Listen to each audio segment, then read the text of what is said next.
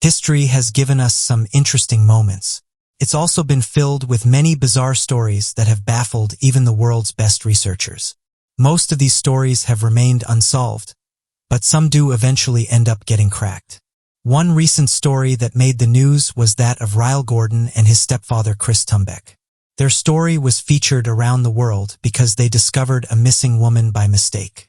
A teenage boy and his stepfather had their hunting trip turn into a rescue mission.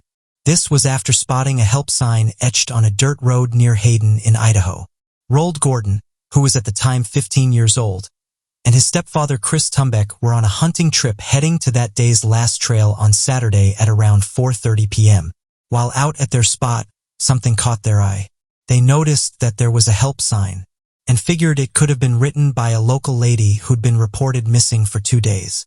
Gordon records seeing a post on Facebook from the office of the sheriff about a missing person named Casey Ogle, and imagines she could have been the one who wrote the plea for help. The girl was reported missing on the 1st of November, with several medical alert systems and the authorities saying that everyone should keep an eye out for her, and that if they see anything to alert them as soon as possible. The two gathered more search and rescue teams from the police station, and several other counties joined in the search. The teams searched the area from Thursday and set up a command post approximately 4 miles from where the help sign had been seen.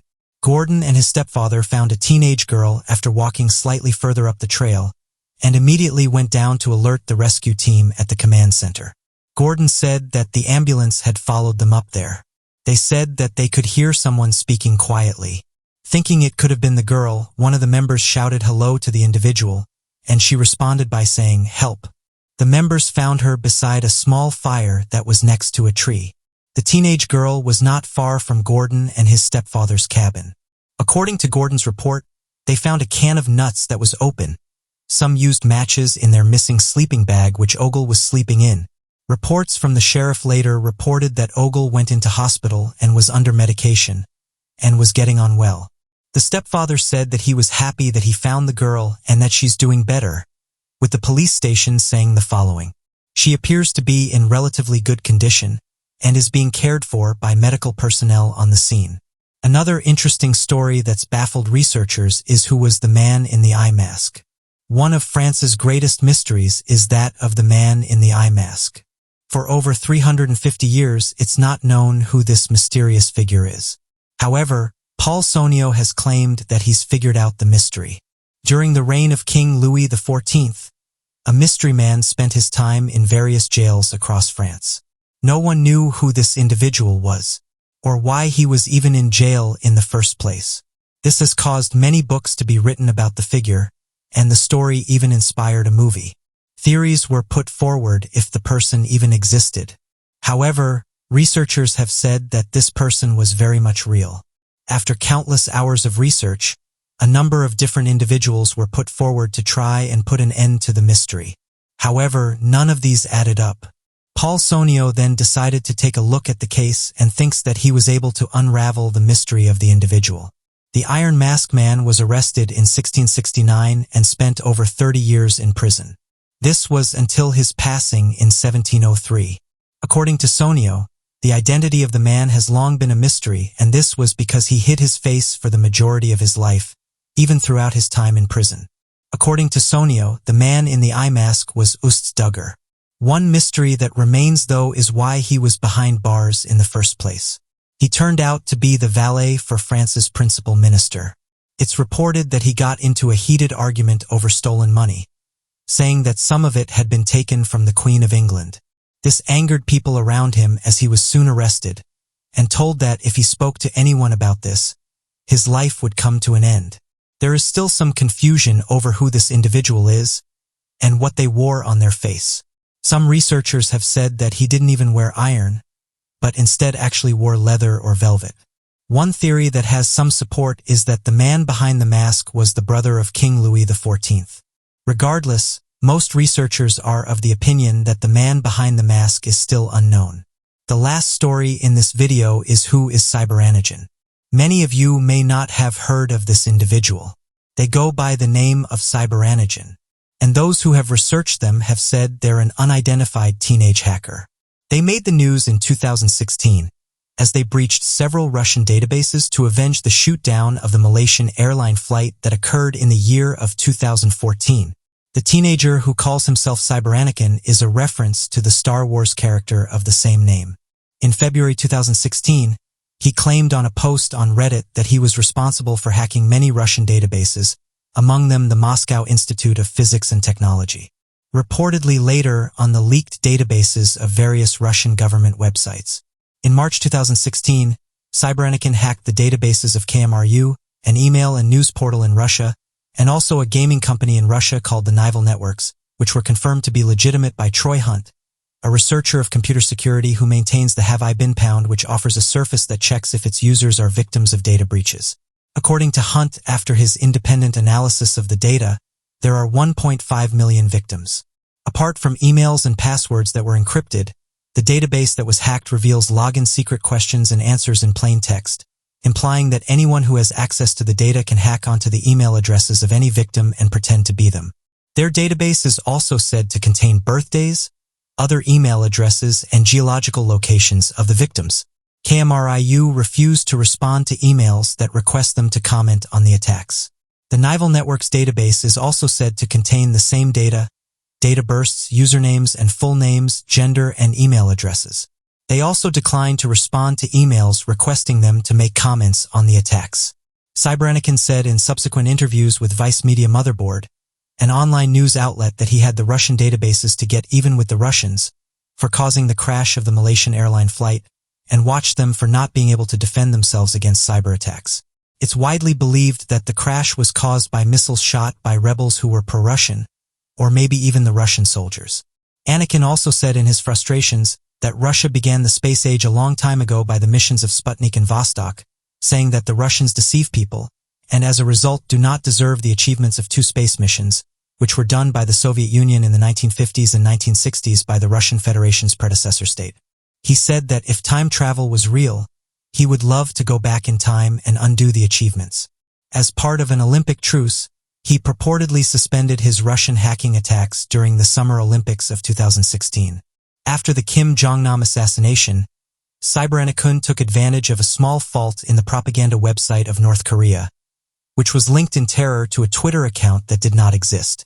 He registered a false name on the same account, posting propaganda that was anti-regime. He accessed many TV boxes that were exposed, as he was protesting Article 13 of the Directive on Copyright in the Digital Market, which brought many controversies that would be a threat to the freedom of expression on the web.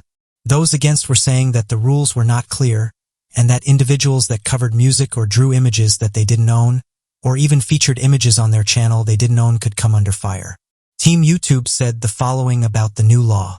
Article 17 formally, Article 13 is a part of the Copyright Directive that passed in the European Union earlier this year, and it's one part of a proposed EU copyright legislation created with the intent to better protect creativity and find effective ways for copyright holders to protect their content online.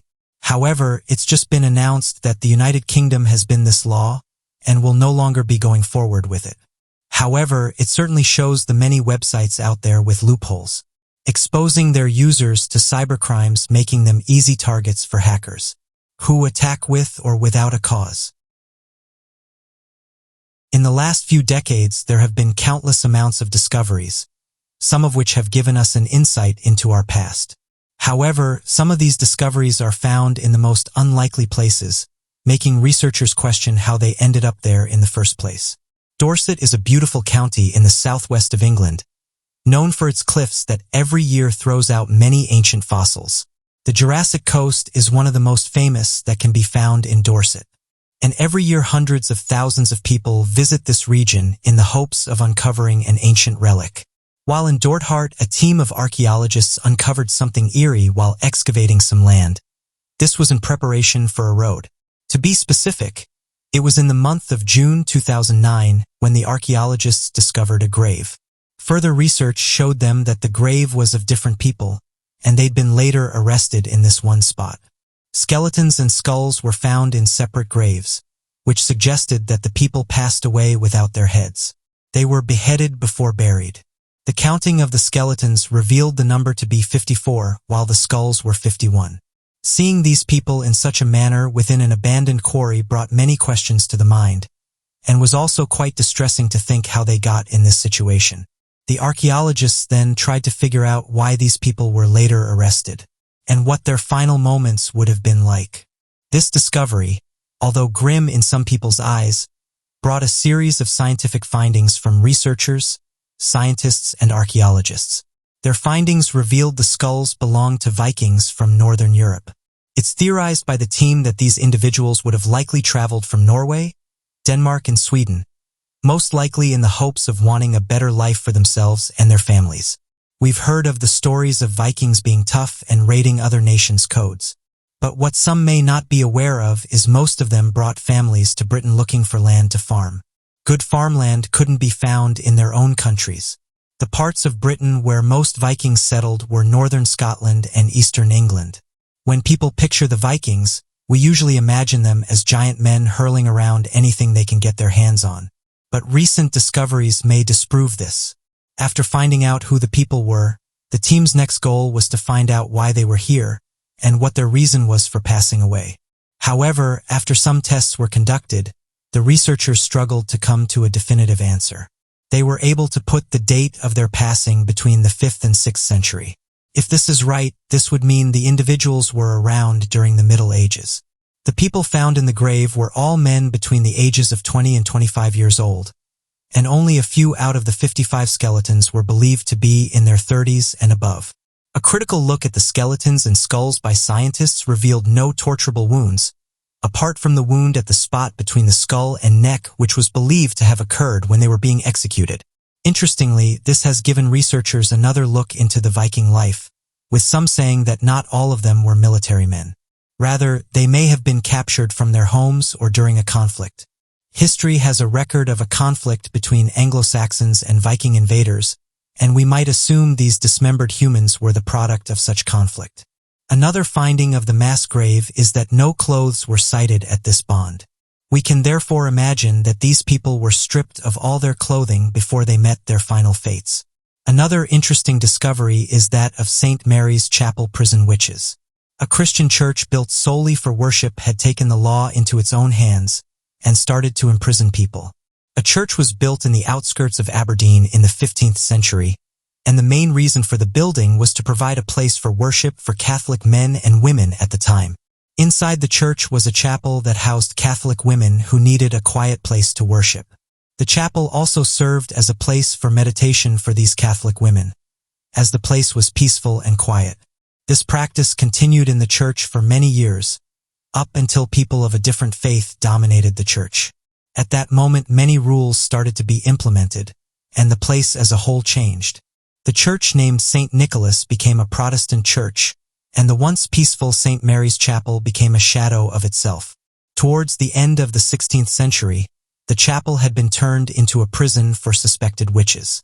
The chapel was constructed in a way that it looked like a court of law.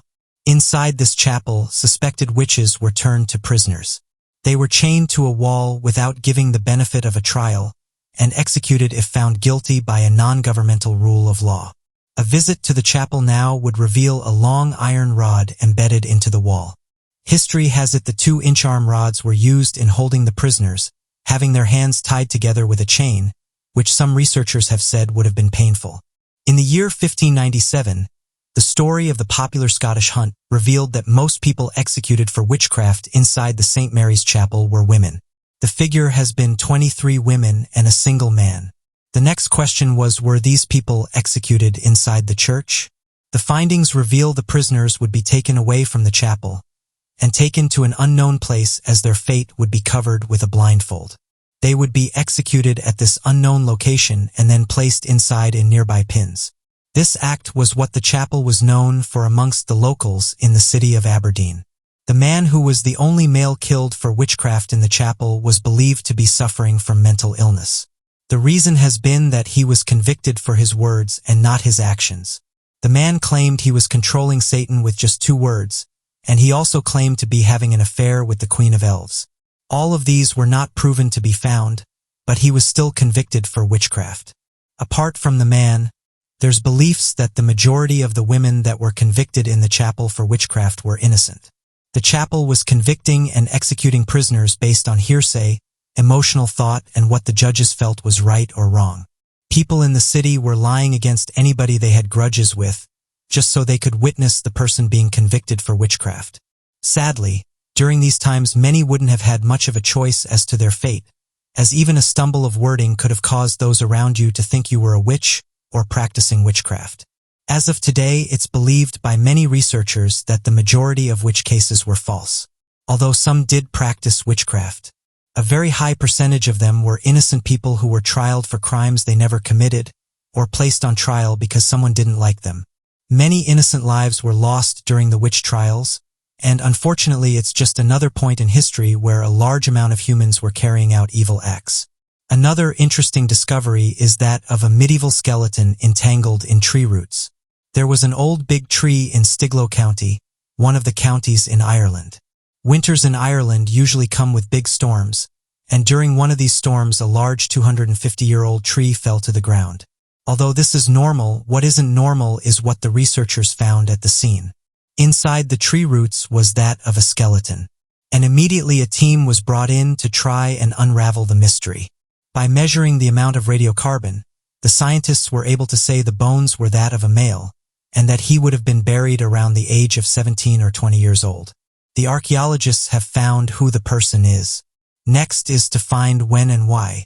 The 17 to 20-year-old boy was believed to have been alive between 1030 AD and 1200 AD, which means he passed away during medieval times. Further research revealed the boy muscle passed away while in pain, as there were signs of knife-inflicted injuries on the hands and rims. The body was buried under the tree, but the roots had entangled with the upper part of the body. The researchers then said as the tree was blown over it caused the bones to be pulled up with it.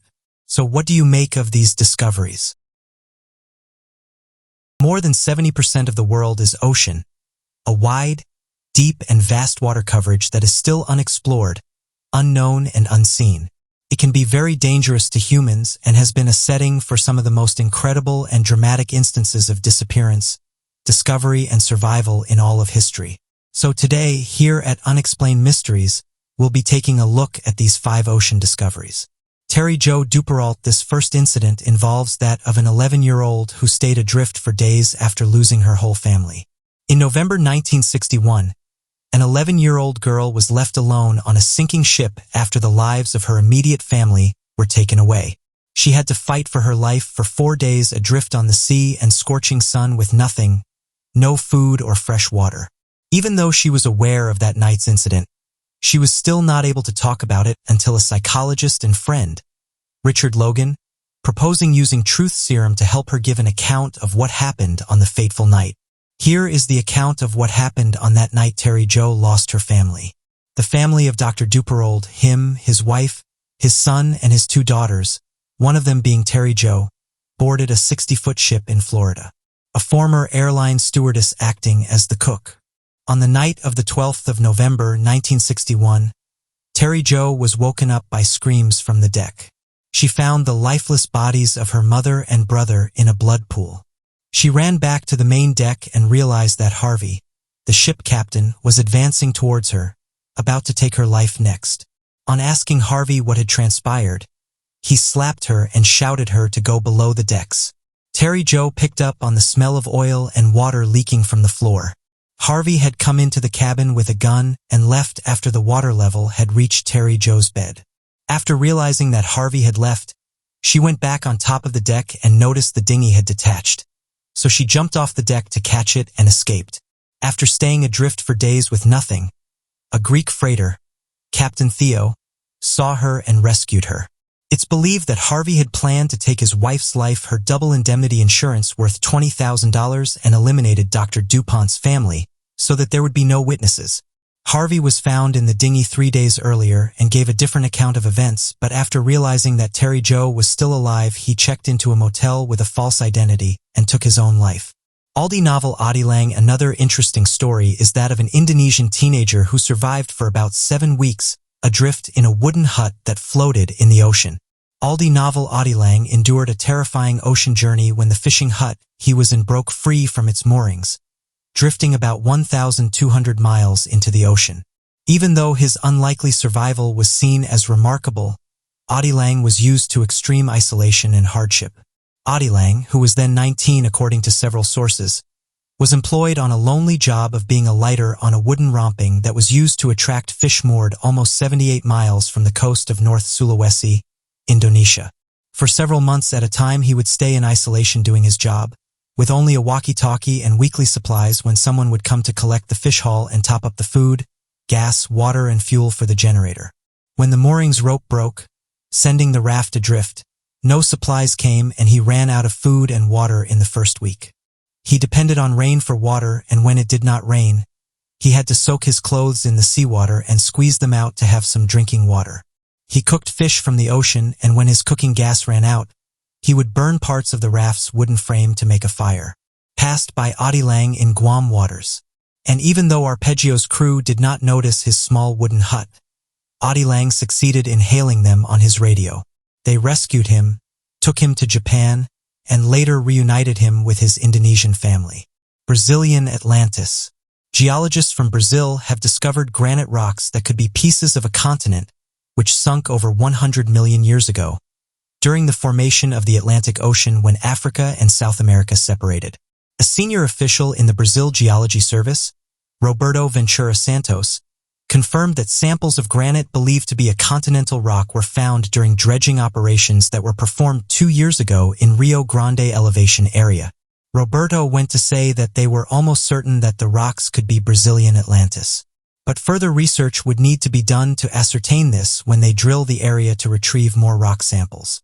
Their assumptions were bolstered when a team of scientists from Brazil and Japan studied the formation of the underwater geology in a location opposite the coast of Brazil. From various analyses, they discovered that there is much possibility of this area being part of a continent that got lost in the Atlantic Ocean over 100 million years ago. Adam's Bridge. Ancient Indian legends speak of a bridge in the ocean which connects India to Sri Lanka, Ravala land. True to the legend, a bridge, be it man-made or natural, did exist. NASA satellite images show what looks like remnants of the bridge and dated them to approximately 1.7 million years back, which fits well with the Indian legends. The truth about the origin of this bridge is buried deep into political and religious. In the same confusion over the origin of this bridge, studies have on several instances described its structure as coral reefs, a chain of shoals, its formation owed to the thinning of the Earth's crust, sandspits, or a series of barrier islands. In the Indian stories, the bridge is said to have been built on a wooden foundation placed above a pre-existing natural elevation that was then covered in big and small stones. Those who believe that the bridge is man-made argue that the bridge's degeneration over the years has made it difficult to discern it from one that was formed naturally.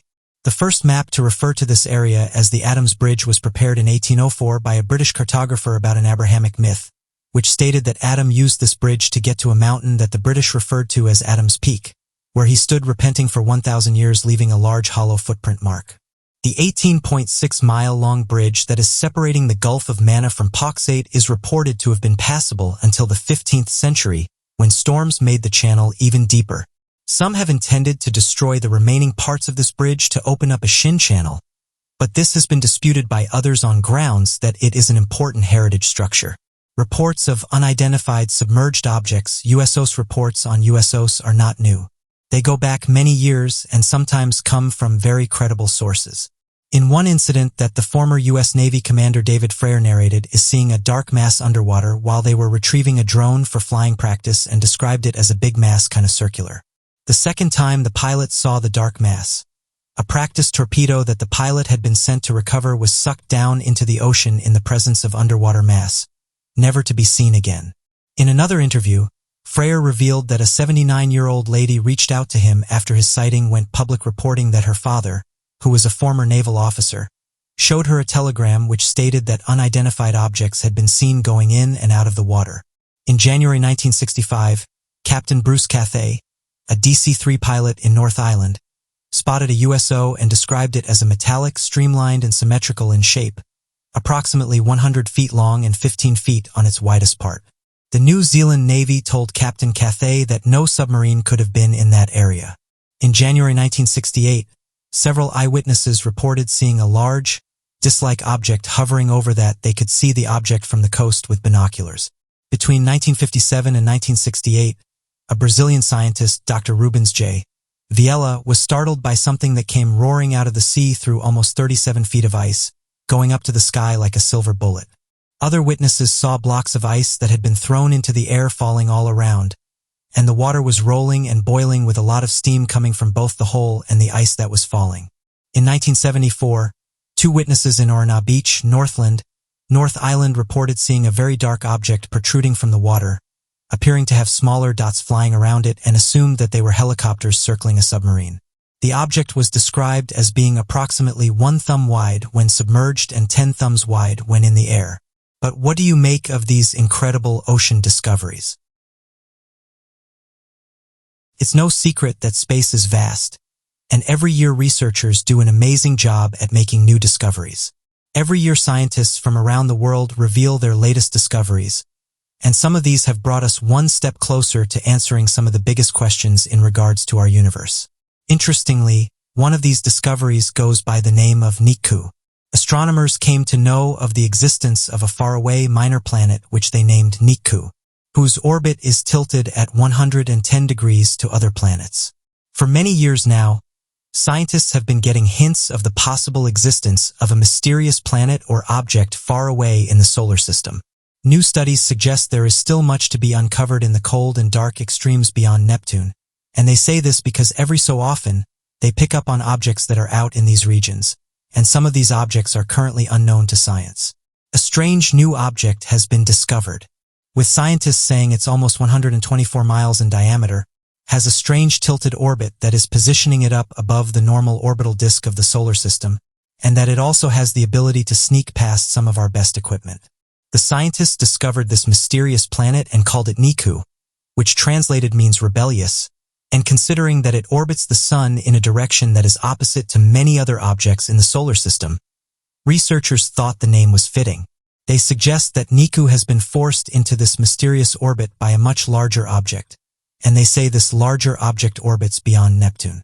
Initially, scientists believe Niku could be the hypothetical night planet, which they have been searching for on the far edge of the solar system beyond Pluto.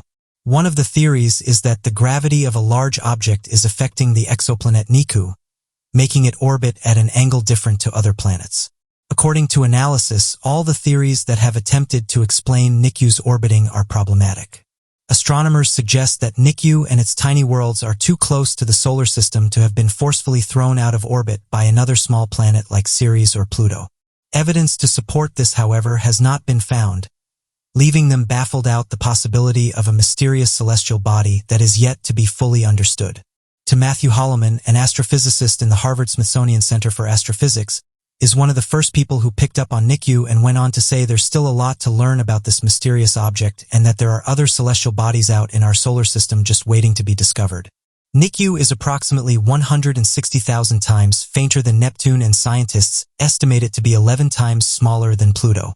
As of today, researchers are carrying out more tests in the hopes of understanding this mysterious celestial body.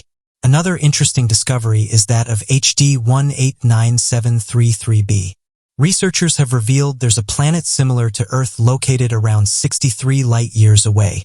Scientists then reported in the Astrophysical Journal that planet HD 189733b, which probably shares the Earth's blue tone.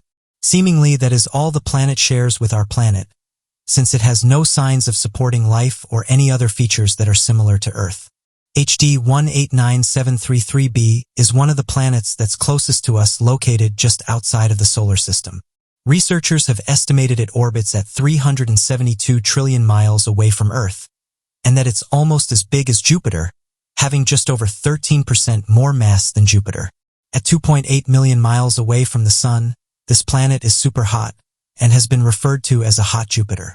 It can reach temperatures exceeding 1,800 degrees and has wind speeds that blow over 4,350 miles per hour. These extreme temperatures make it unlikely to support any life forms. For almost 10 years, scientists have believed that UV and X-ray radiations of HD 189733b star have been evaporating its atmosphere. Studies estimated this exoplanet is losing 100 to 600 kilograms per second, a rate that is 25 to 65% higher than most other planets, and this is because of its harsh conditions. One of the most interesting features is that instead of raining water, it rains glass. The blue coloration is not as a result of surface water bodies like in the case of Earth, but comes as a result of the liquid glass raining down in the turbulent winds at a force that is pushing the atmospheric particles and scattering blue light. The planet was discovered back in 2005, and it's the first time researchers have been able to tell the color of a planet outside the solar system. The blue tone, however, was not revealed until recently, when scientists using the Hubble Space Telescope data measured light wavelengths lost by the planet as it orbited its star. Being just 63 light-years away, this exoplanet is the nearest to Earth, making it a prime target for researchers who want to study more about exoplanets and their atmospheres. Another planet that caught the attention of researchers is that of Celts 9b. Celts 9b is one of the most mysterious planets that's ever been discovered, and has once again surprised astronomers due to it having iron and titanium metals in its atmosphere. At around 620 light-years away from planet Earth in the Cygnus constellation, this planet is also called a hot Jupiter, a nickname for giant gas exoplanets orbiting too close to their host stars. Almost 3 times as big as Jupiter, Celts 9b's surface temperature is around 3,780 degrees Celsius, making it one of the hottest planets to have ever been discovered, even hotter than some star surfaces. It's these hot temperatures that come as a result of orbiting too close to its host star, and makes metals evaporate from Celts 9b to fill its atmosphere. On the 31st of July 2017, the Habs North spectrograph watched Celts 9b passing across the face of its host star, and recorded color changes in the atmosphere of the planet caused by the many chemicals differing in light filtering properties. After removing the plain starlight from the lights that was passing through the atmosphere, the team was able to get the spectrograph of the chemicals that make it up. The team zeroed in on the titanium and iron due to the relative abundance of charged and uncharged atoms changing dramatically on Celts 9b's temperatures. After complex analysis, the researchers working on the project observed the dramatic peaking of the ionized forms of the two metals. The existence of iron and titanium metals in some exoplanets has long been suspected for a long time, but the detection has been difficult. Researcher Kevin Hing of the University of Bern, Switzerland recently told to Space.com that similar to Earth, where 2 elements mostly exist in a solid state, the relatively cool conditions in most exoplanets imply that iron and titanium atoms are trapped in other molecules. Celts 9b's permanent heat wave, however, implies that the metals are floating in the atmosphere, and these are in the forms of individual atoms, and they're not able to condense or become compounds.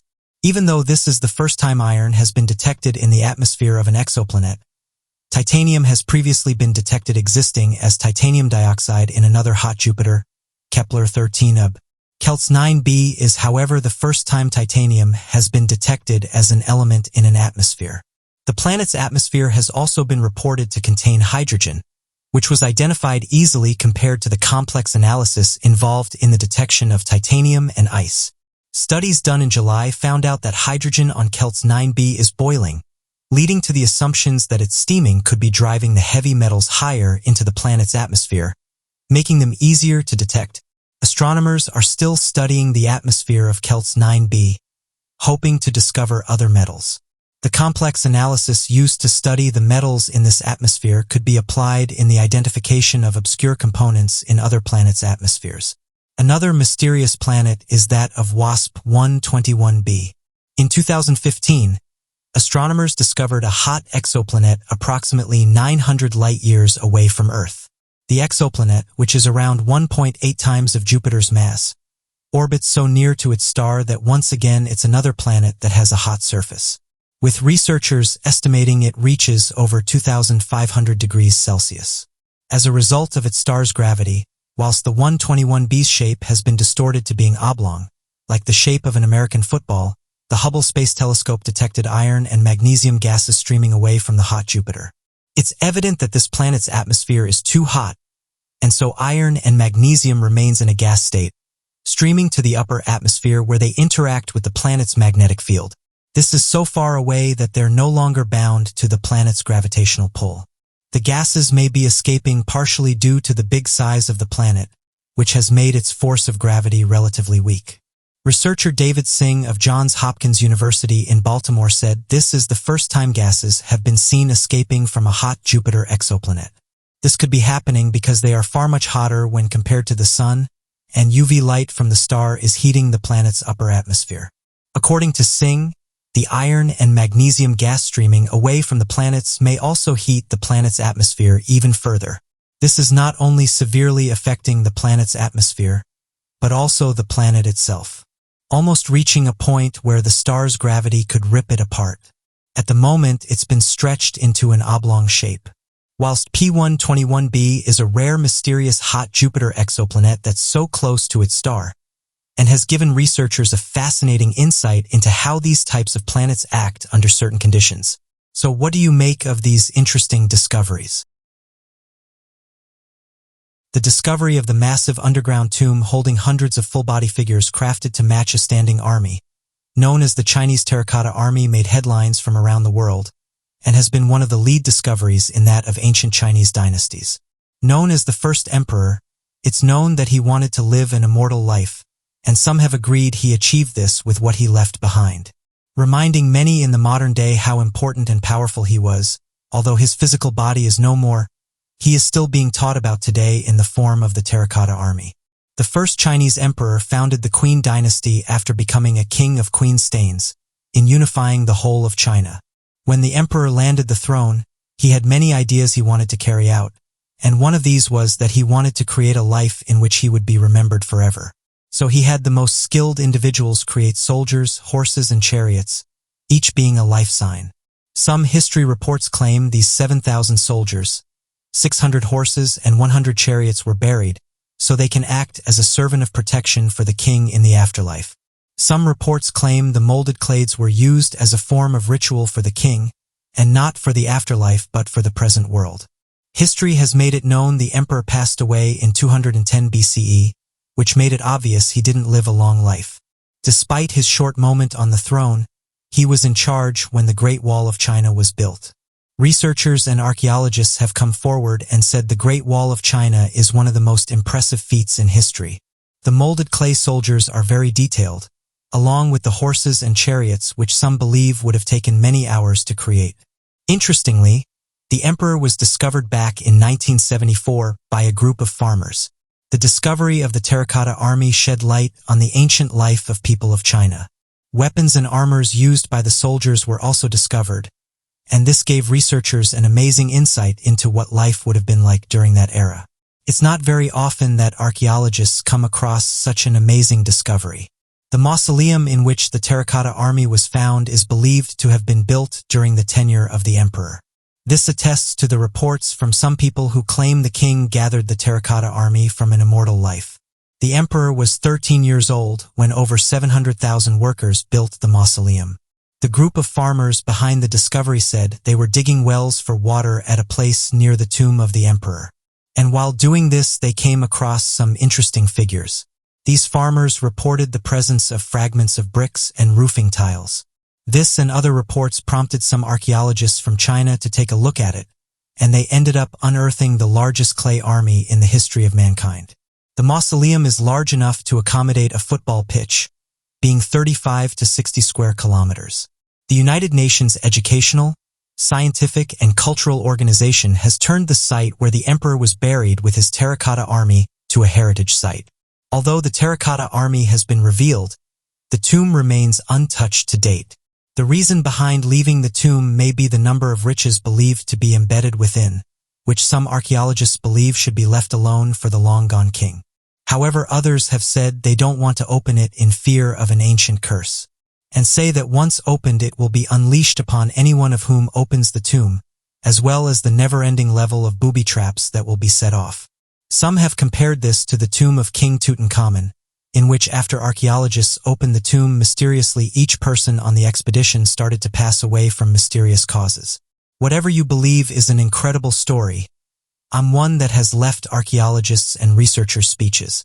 Another interesting discovery is that of Denny, a hybrid hominin. Two interesting hominins is that of the Neanderthals and Denisovans. These two distinct ancient humans were believed before the discovery not to breed with each other. When a human who is believed to be the product of both Neanderthal and Denisovan was found, archaeologists believed the human must have been a product of genuine love.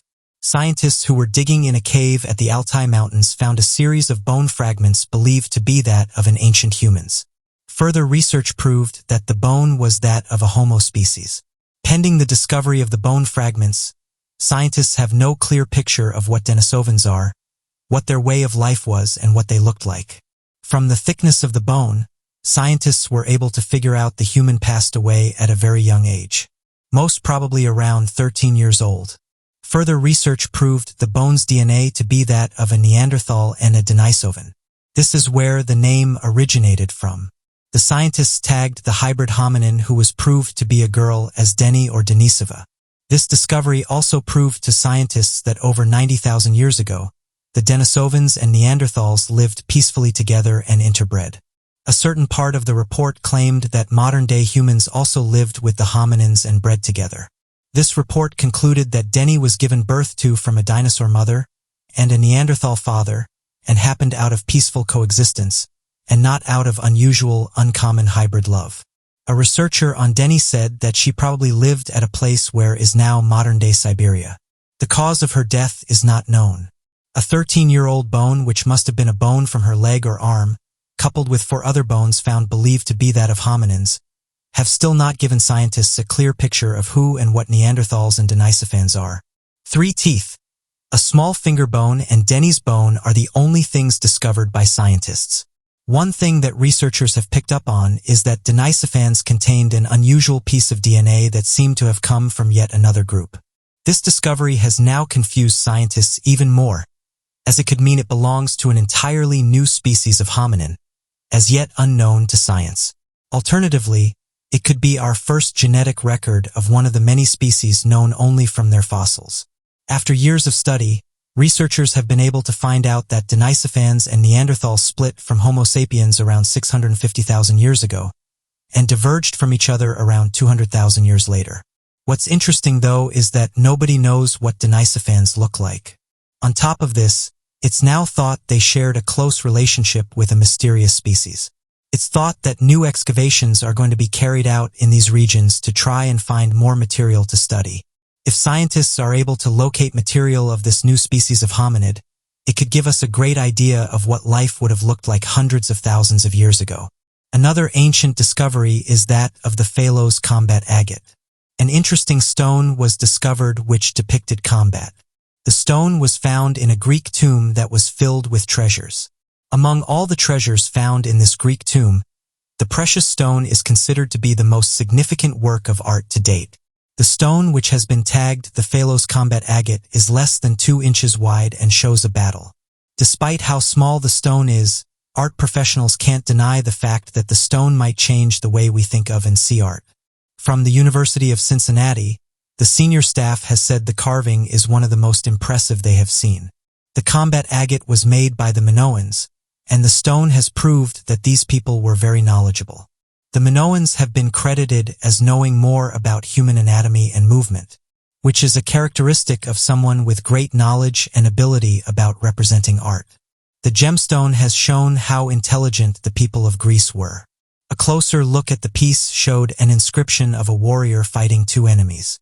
The inscription showed the warrior has already taken down one of the enemies, and it looked as though he was going to take down the other. The warrior was believed to be buried at a time when the Minoans were defeated by people from mainland Greece. As of today, the Greek cultural minister said this artifact is one of the most significant discoveries in continental Greece in the last 65 years. What you make of these interesting discoveries? Month of August 1972 will forever be an unforgettable month in the history book of the National Aeronautics and Space Administration. It would have been a disastrous month if the astronauts' mission was changed. This event occurred in the month of August 1972. The Sun has different regions, and astronauts have labeled these regions for easy identification. A region labeled happens to be one of the Sun's most active regions and has been observed releasing powerful flares. Luckily, the researchers were quick to discover these powerful flames, and according to the researchers, that was an unusual occurrence, and such an incident was not expected to occur at the McMath region. The region released one of the most strongest flares observed by humans, and those flares were tagged as the X-class flares. All these were reported to have happened on the 2nd of August in the year of 1972. The following day, which was the 3rd of August, the X-class flares made the speed of the solar winds increase between 270 miles per hour to 363 miles per hour. Another effect of the solar winds was the production of a shock wave. By the 3rd day, right up to the 6th day, the sun had released a gamma-ray light, first of its kind in the history of the sun. This emission made protons travel to very high energy within the region of McMath 11076. The most surprising part of this was the fact that environmental forecasters from the Space Environment Services Center had warned against this disaster.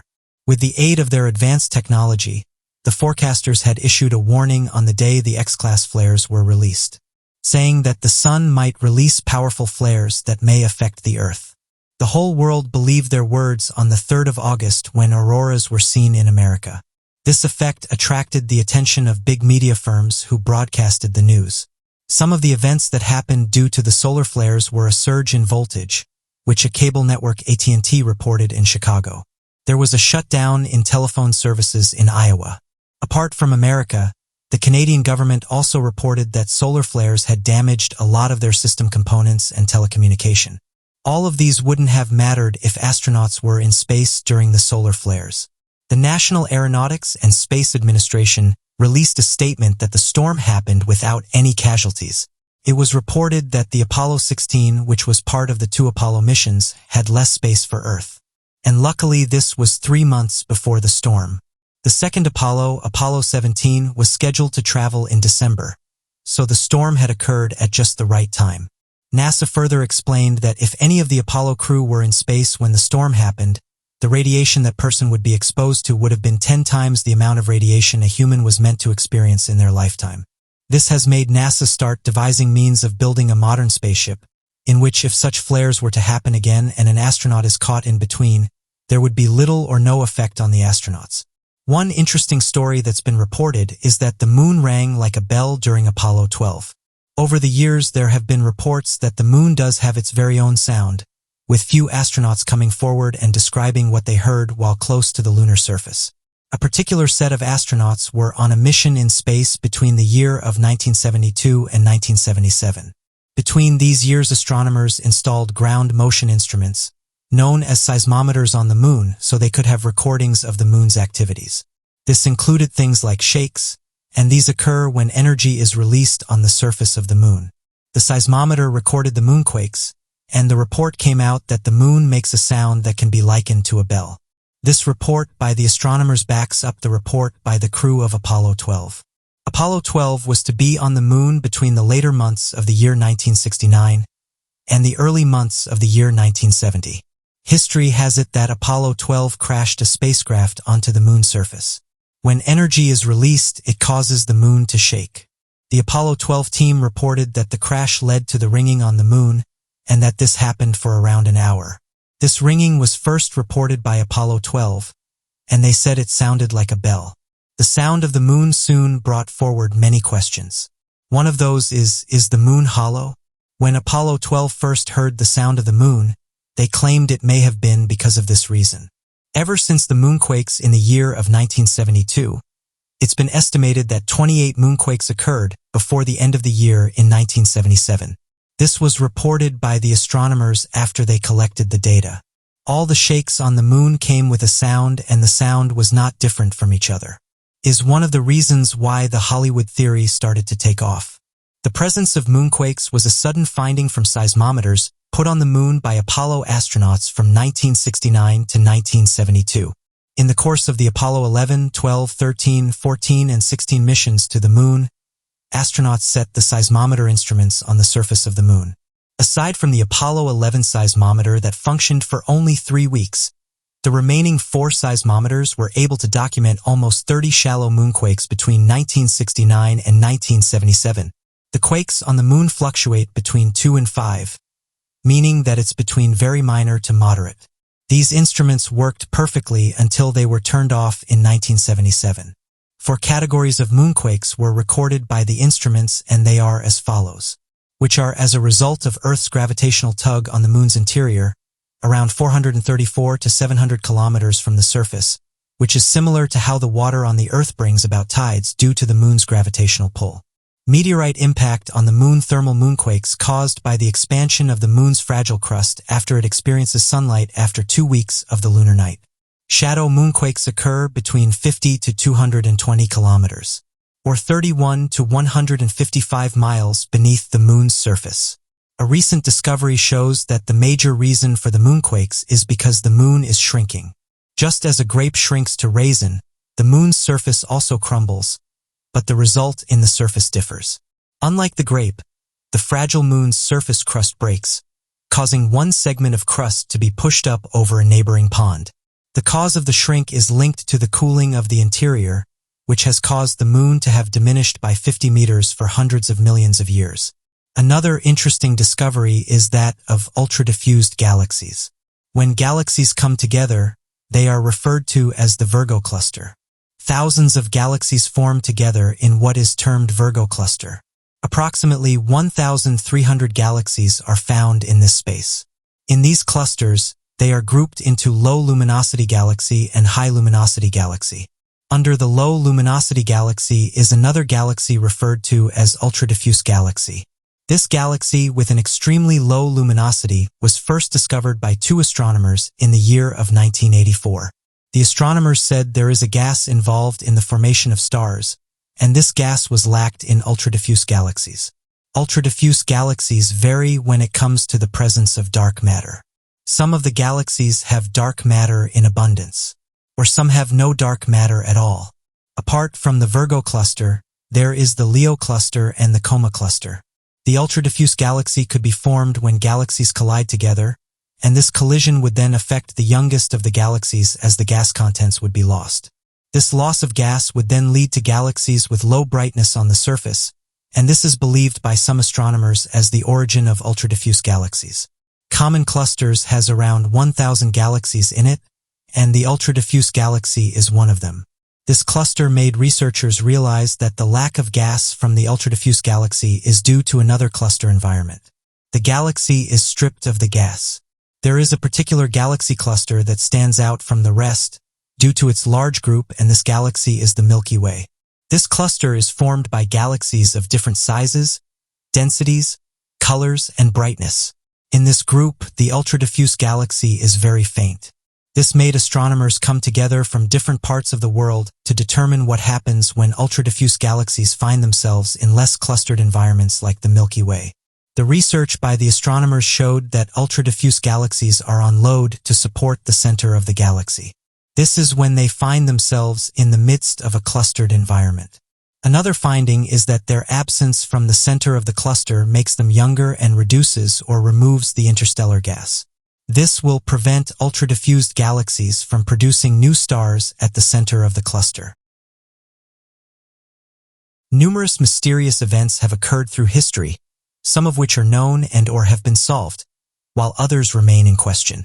One such event is that of reincarnation, whose stories have been documented by researchers. For years, there have been reports of potentially true stories of reincarnation, with individuals recalling intricate memories of their past lives in detail, too exact to be brushed off as imagination.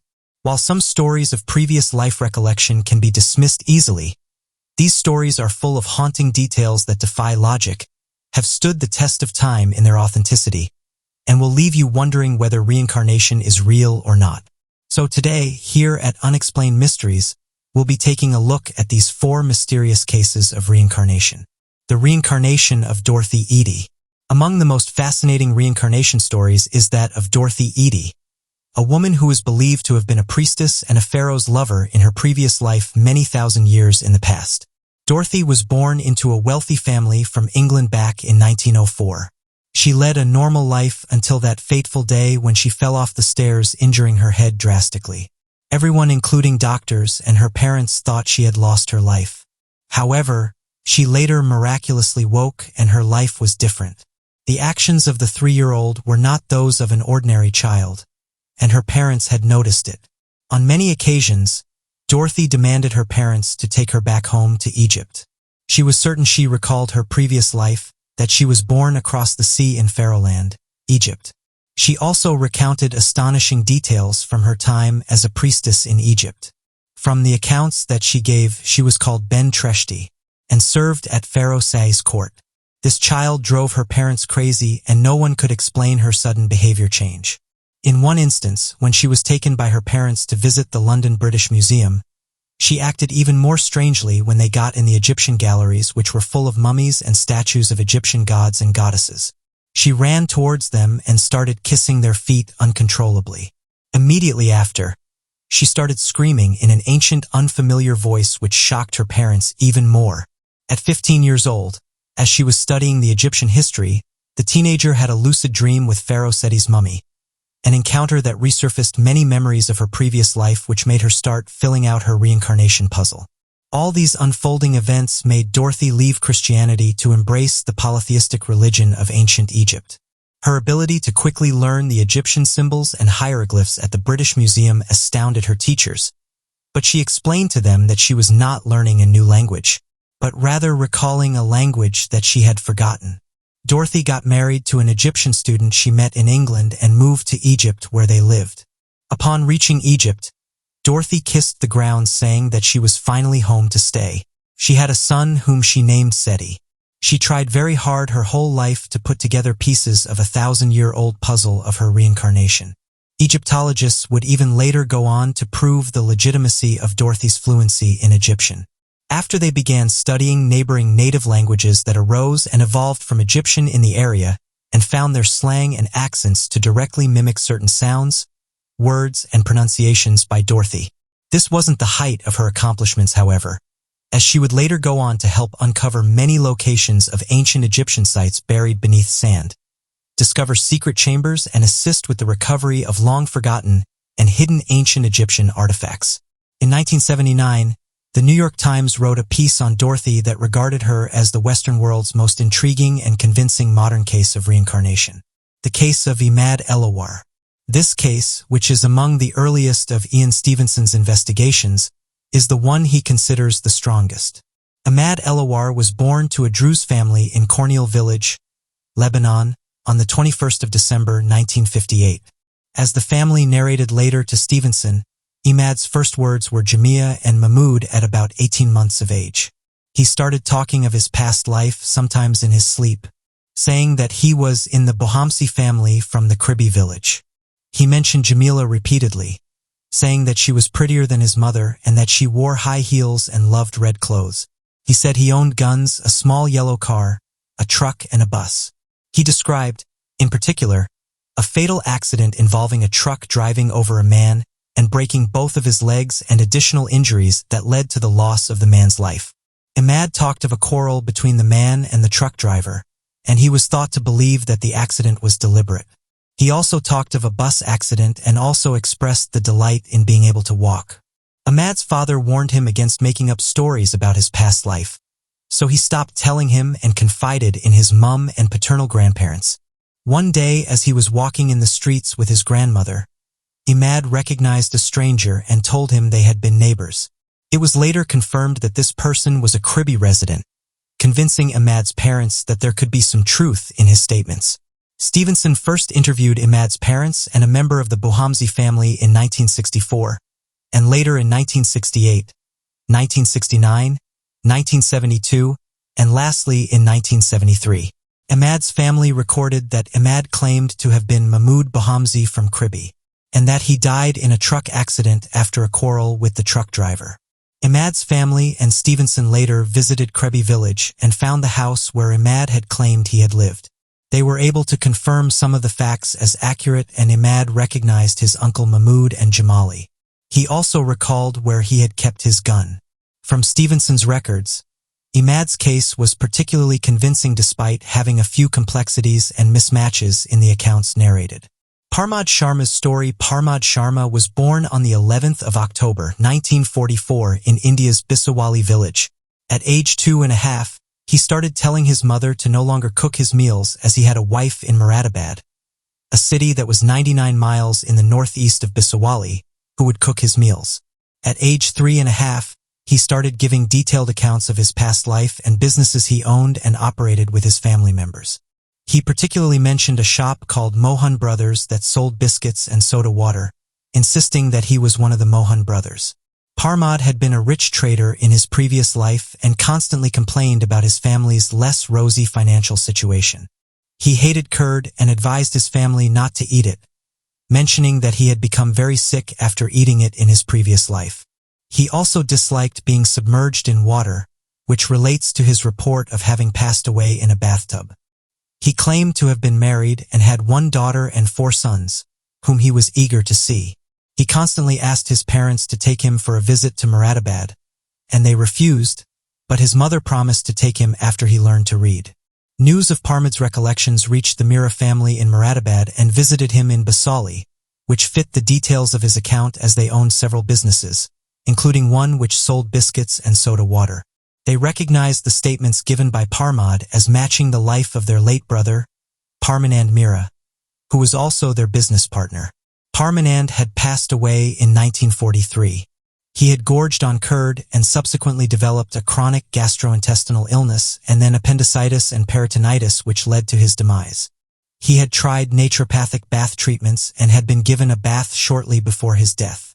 When he was 5 years old, Parmod, accompanied by his father, went to visit the mayors, and he instantly recognized most of them, and he also recognized that his office had been changed. The Shanti Devi story, the story of Shanti Devi, is among the most amazing documentation of reincarnation, attracting the attention of everyone, including Mahatma Gandhi.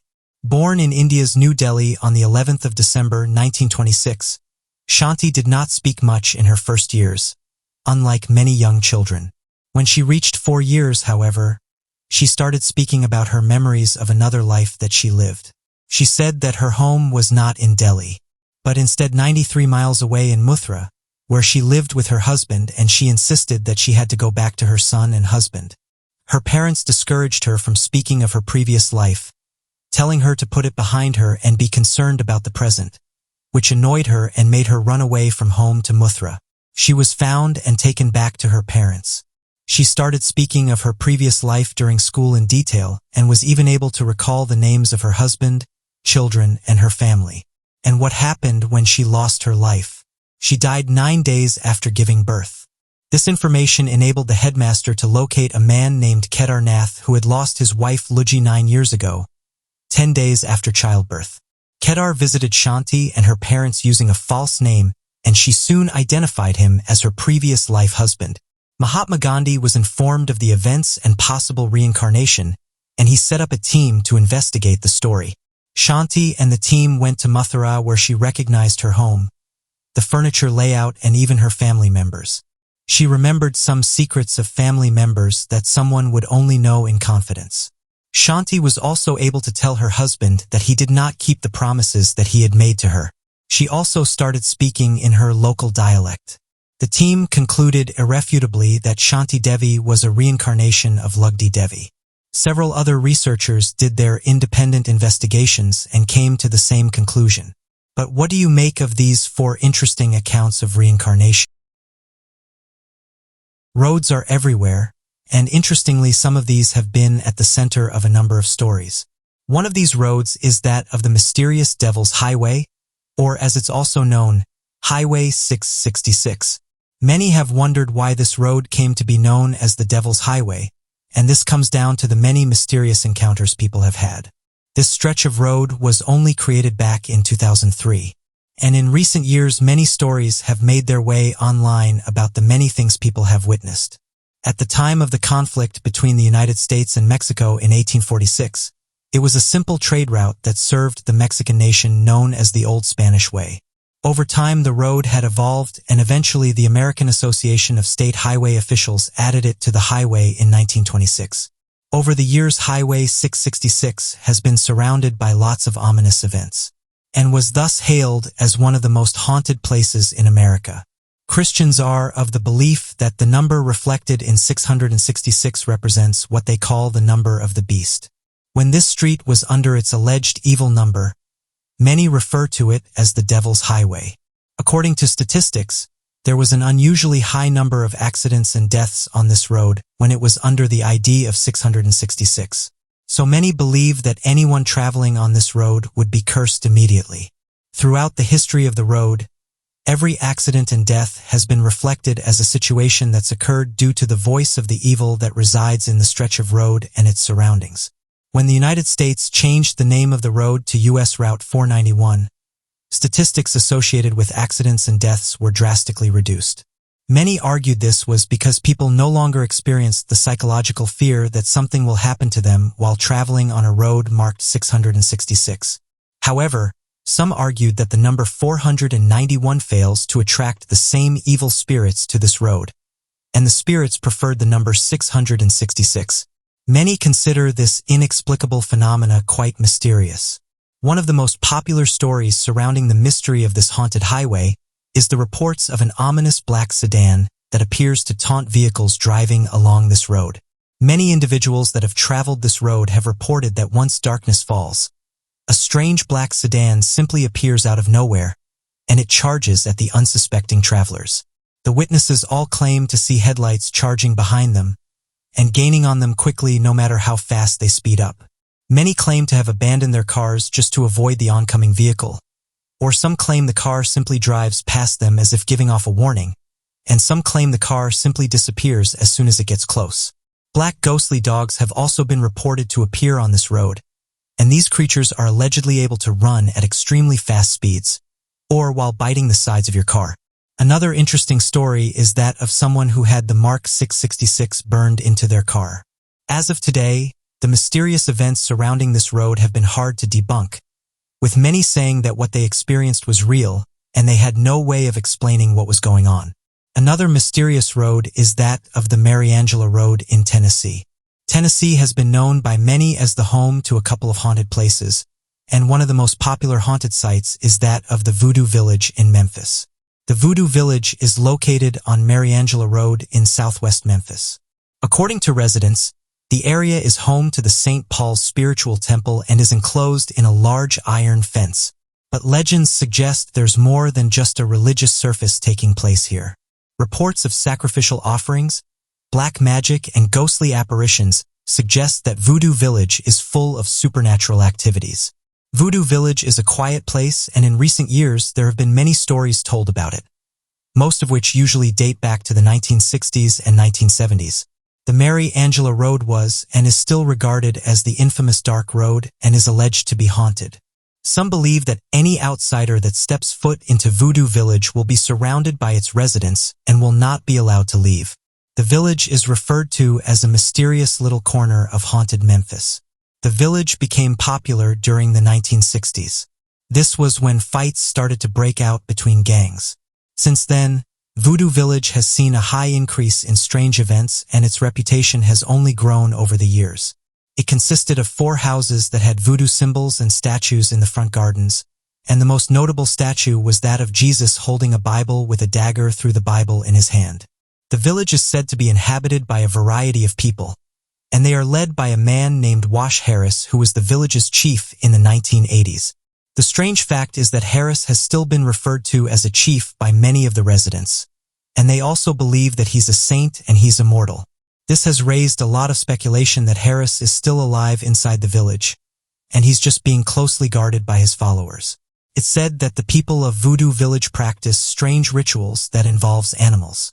Although journalists are often expelled from the village, photographs have often experienced the wrath of villagers, and it's a long-standing warning that photographs should not be taken inside the town, or even from the road.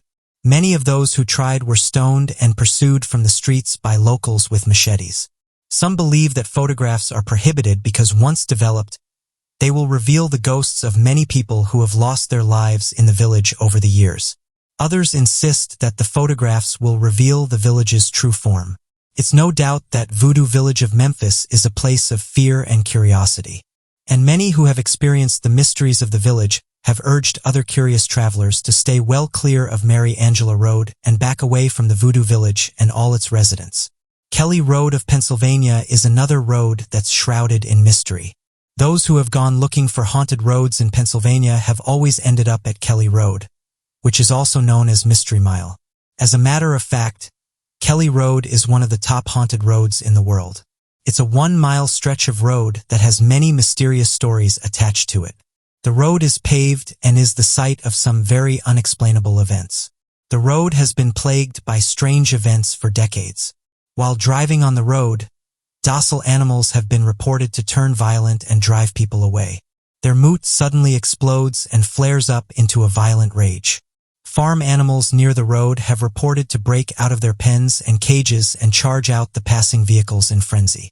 The road is surrounded by a very dark forest that some say is haunted. The forest seems to come alive at night, with many reports of disturbing voices and strange noises coming from within. The popular theory is that these supernatural events are properly related to a cursed place on Kelly Road by the Native Americans, angry at the people who took their homes.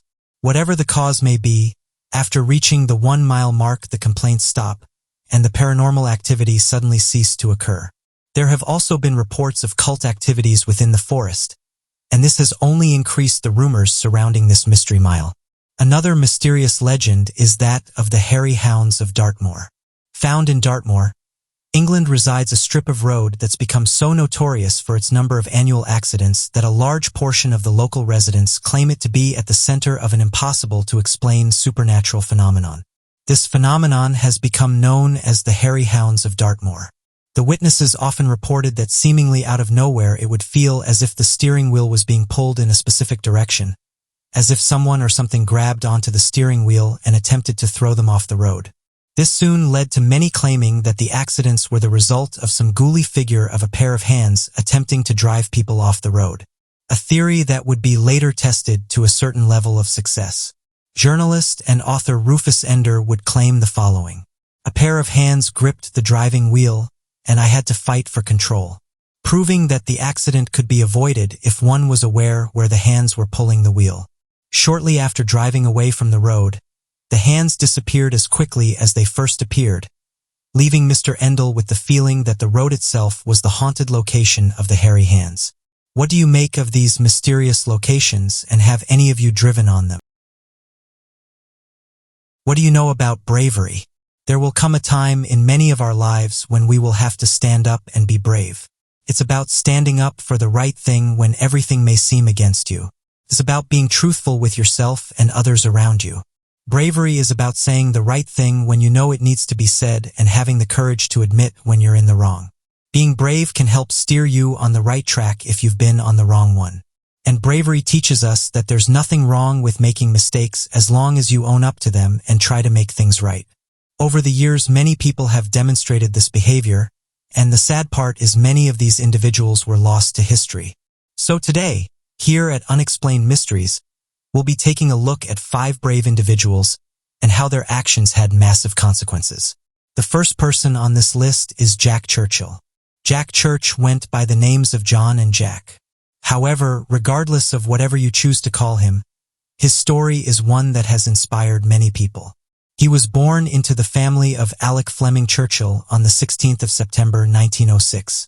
There were claims that Jack Churchill may be related to the Prime Minister of the United Kingdom, British politician and writer Winston Churchill, but that claim is not right as Winston's ancestors were from Dorset while Jack's ancestors were from Oxfordshire. Jack was known for his brave act during World War II. Jack, who was also known by his nickname Mad Jack and Fighting Jack Churchill, was a British Army officer who didn't fancy the use of rifles and tanks during the war. He would engage in physical combat. However, what set him apart was the use of swords with enemies, and those that were in the distance would be attacked with his longbow. It's hard to imagine that during such a conflict, a soldier would have used swords and arrows. But that's one of the reasons why he got the name Mad Jack. He was also known for being an incredible bagpipe player and would on some occasions play his bagpipes to encourage his troops. He did this when him and his men were entering Sicily. Incredibly, he was responsible for the capture of 42 German troops. Another crazy incident was when he was playing his bagpipes during a battle in Yugoslavia. While halfway through a song, a grenade landed nearby and threw him backwards. The blast ended up knocking him out, but he was able to recover. In the year 1936, at the age of 30, Churchill moved to Kenya to experience more adventure. He was employed as an editor in a newspaper company, and he doubled that with a modeling career. He didn't stop at that, as he also spent time in the movie industry by appearing in 2 films. On the 8th of March, 1996, at the age of 89 years old. Another person known for their bravery is that of Major General Daniel Edgar Sickles. A little boy born with a silver spoon on the 20th of October, 1819 by Susan Marsh Sickles and George Garrett Sickles, a patent lawyer and politician respectively, was named Daniel Edgar Sickles. Sickles had many scandals attached to his name, one of which was the eliminating of a U.S. attorney who also doubled as the son of a renowned American lawyer, Philip Barton Key II, for allegedly having an affair with his wife. Sickles was later discharged of the crime after claiming impermanent craziness. That would be the first time anyone would claim that in the history of the United States. At the flare-up of the Civil War, Sickles attempted to fix his bad image by bringing volunteer units up in New York for the Union Army. The Battle of Gettysburg was the event of the most acclaimed occurrence and what we termed as courageous. Sickles' plan and tactics gave his troops and country a victory, but at the expense of his leg, which was hit by a cannonball and later amputated. Interestingly, he donated his right leg to the Army Medical College in Washington, D.C. Another interesting fact is that once a year he would go and visit his shattered bones that were kept there. He was with his forces in a wheat field. At this time they were under attack and things weren't looking good. Although he refused some order to not go ahead with an attack, he decided at the time that this would be the best thing to do. And although it did end up in the loss of many men, these actions actually ended up helping in the overall victory of the battle. Another interesting story is that of Lieutenant Colonel Stanislav Petrov. Lieutenant Petrov was a Russian who was born on the 7th of September 1939. His mother was a nurse and his father was a pilot. Petrov graduated in 1972 from Kiev Higher Engineering Radio Technical College. His brave act started on the morning of the 26th of September 1983.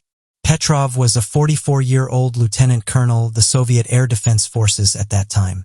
He was working in a war room outside Moscow where the Soviet military were checking United States activities in case of any missile attack on their soil. There were warnings across all the PCs in the room, stating that 5 intercontinental ballistic rockets had been propelled from an American base. Colonel Petrov was at a vital point in the basic leadership chain.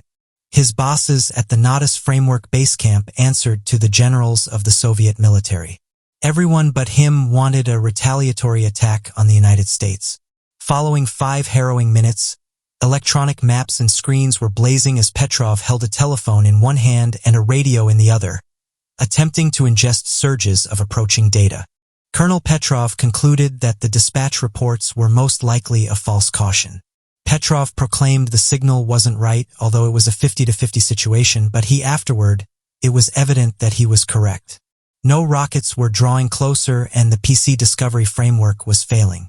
It was along these lines discovered that the bogus caution had been made by an uncommon arrangement of daylight on high-height mists above North Dakota and the Malnia circles of the satellites, a mistake later revised by cross-referencing a geostationary satellite. This single act and decision from Lieutenant Colonel Stanislav Petrov helped prevent the outbreak of nuclear war. The great and brave colonel passed away on the 19th of May 2017 at the age of 77. Frank Luke Jr. is another story that's inspiring. Luke's father, Luke Sr., moved from Germany to America in the year 1874, and 23 years after Luke Jr. was born on the 19th of May, 1897.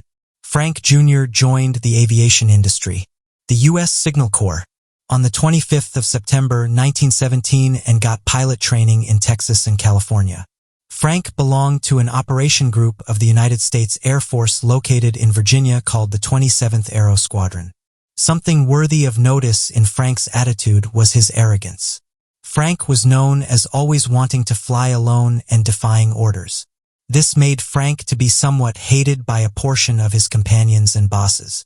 However, during one mission, him and his men were told to demolish German perception inflatables known as an observation balloon. Along these lines, Luke, alongside his dear companion Lieutenant Joseph Frank Weiner, constantly volunteered to assault these significant targets despite the fact that they were intensely shielded against airplane firearms on the ground. The two pilots started an astounding series of triumphs together, with Luke assaulting the balloons and Weiner flying defensive spread. Wayner was unfortunately eliminated on the 18th of September 1918. This was while in a dogfight.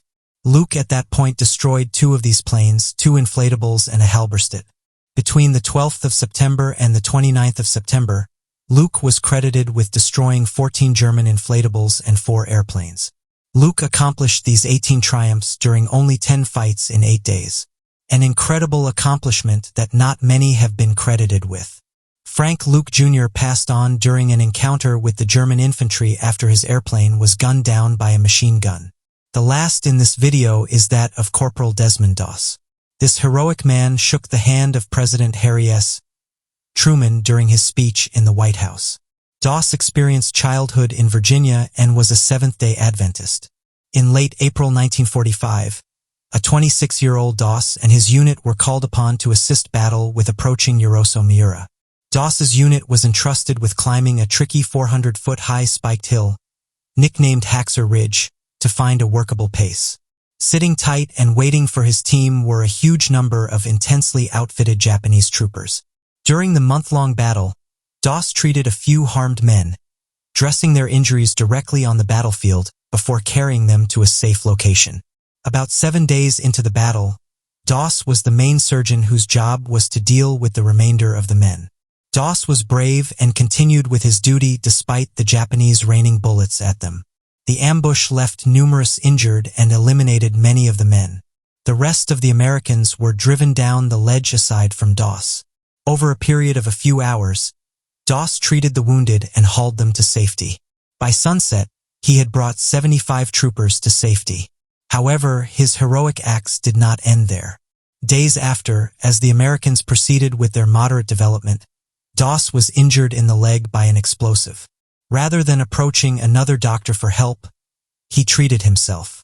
As he was being conveyed back to a guide station, his unit was assaulted once more. Doss demanded that another seriously harmed warrior take his spot on the stretcher. As he proceeded with his trek by walking, Doss was hit by a sharpshooter breaking his arm. He figured out how to make a brace out of a rifle stock and he, in the end, made it to the guide station for treatment. We remember and appreciate all those brave heroes that fight for peace. What do you make of these incredible stories? Earlier this week, we were treated with the most detailed image of our sun. The astronomers said the image is the most impressive that's ever been taken of the giant star, and this was thanks to the solar telescope in Hawaii. Those who have seen it have described it as looking like melting gold or popcorn. The Daniel K. Solar Telescope released these incredible images of the surface of the sun and have said the cell-like structures that can be seen are actually massive, saying that each one is around the size of Texas, giving them a length of around 268,500 square miles. Impressive when you think the sun is around 1.3 million kilometers, or 865,000 miles. For years, researchers have managed to capture some incredible photographs of the sun and document its many phenomena. But researchers are saying this is by far the most impressive that's ever been taken. One of the scientists working at the observatory, Thomas Remmel, said the following: "It's extremely exciting to be a solar physicist at this point in time, especially with all these missions. With just the first images, you see details that we've never seen before, and this is really just the beginning." The researchers have said they've peaked with these photographs, but say that many more missions will be coming up in the near future, and that they hope by getting this close to the sun, it will help us to better understand certain characteristics. The researchers ended by saying that they are currently in the golden age of solar studies. Over the years, researchers have been able to learn a lot about the sun, and this has helped us to better understand how it was formed and the power that this massive star holds. Our sun is a giant star that can be found at the heart of our solar system. If we didn't have the sun's massive amount of energy, there would be no life on our planet. Scientists have figured out the sun is around 110 times the diameter of the Earth. This means that over 1 million Earths could fit inside the sun. The outside of the sun is over 10,000 degrees Fahrenheit. However, that's nothing compared to the core, which can reach more than 27 million degrees Fahrenheit. NASA have said that to match the energy the sun produces, you would have to set off 100 billion tons of dynamite every second. Solar storms in the Earth's upper atmosphere are triggered by massive amounts of energy from the sun. If one of these storms is particularly powerful, it will take out entire power networks across our planet. What's worrying about this is researchers have said we're not ready for an event like this, and that it could cause chaos across the entire planet. Experts estimate if a large enough solar event was to strike our planet, it would cause over 2.3 trillion pounds or $3 trillion worth in damage. The micronation of Asgardia has come forward and said the following. They pose a serious threat to Earth, even without the technological infrastructure of the modern age.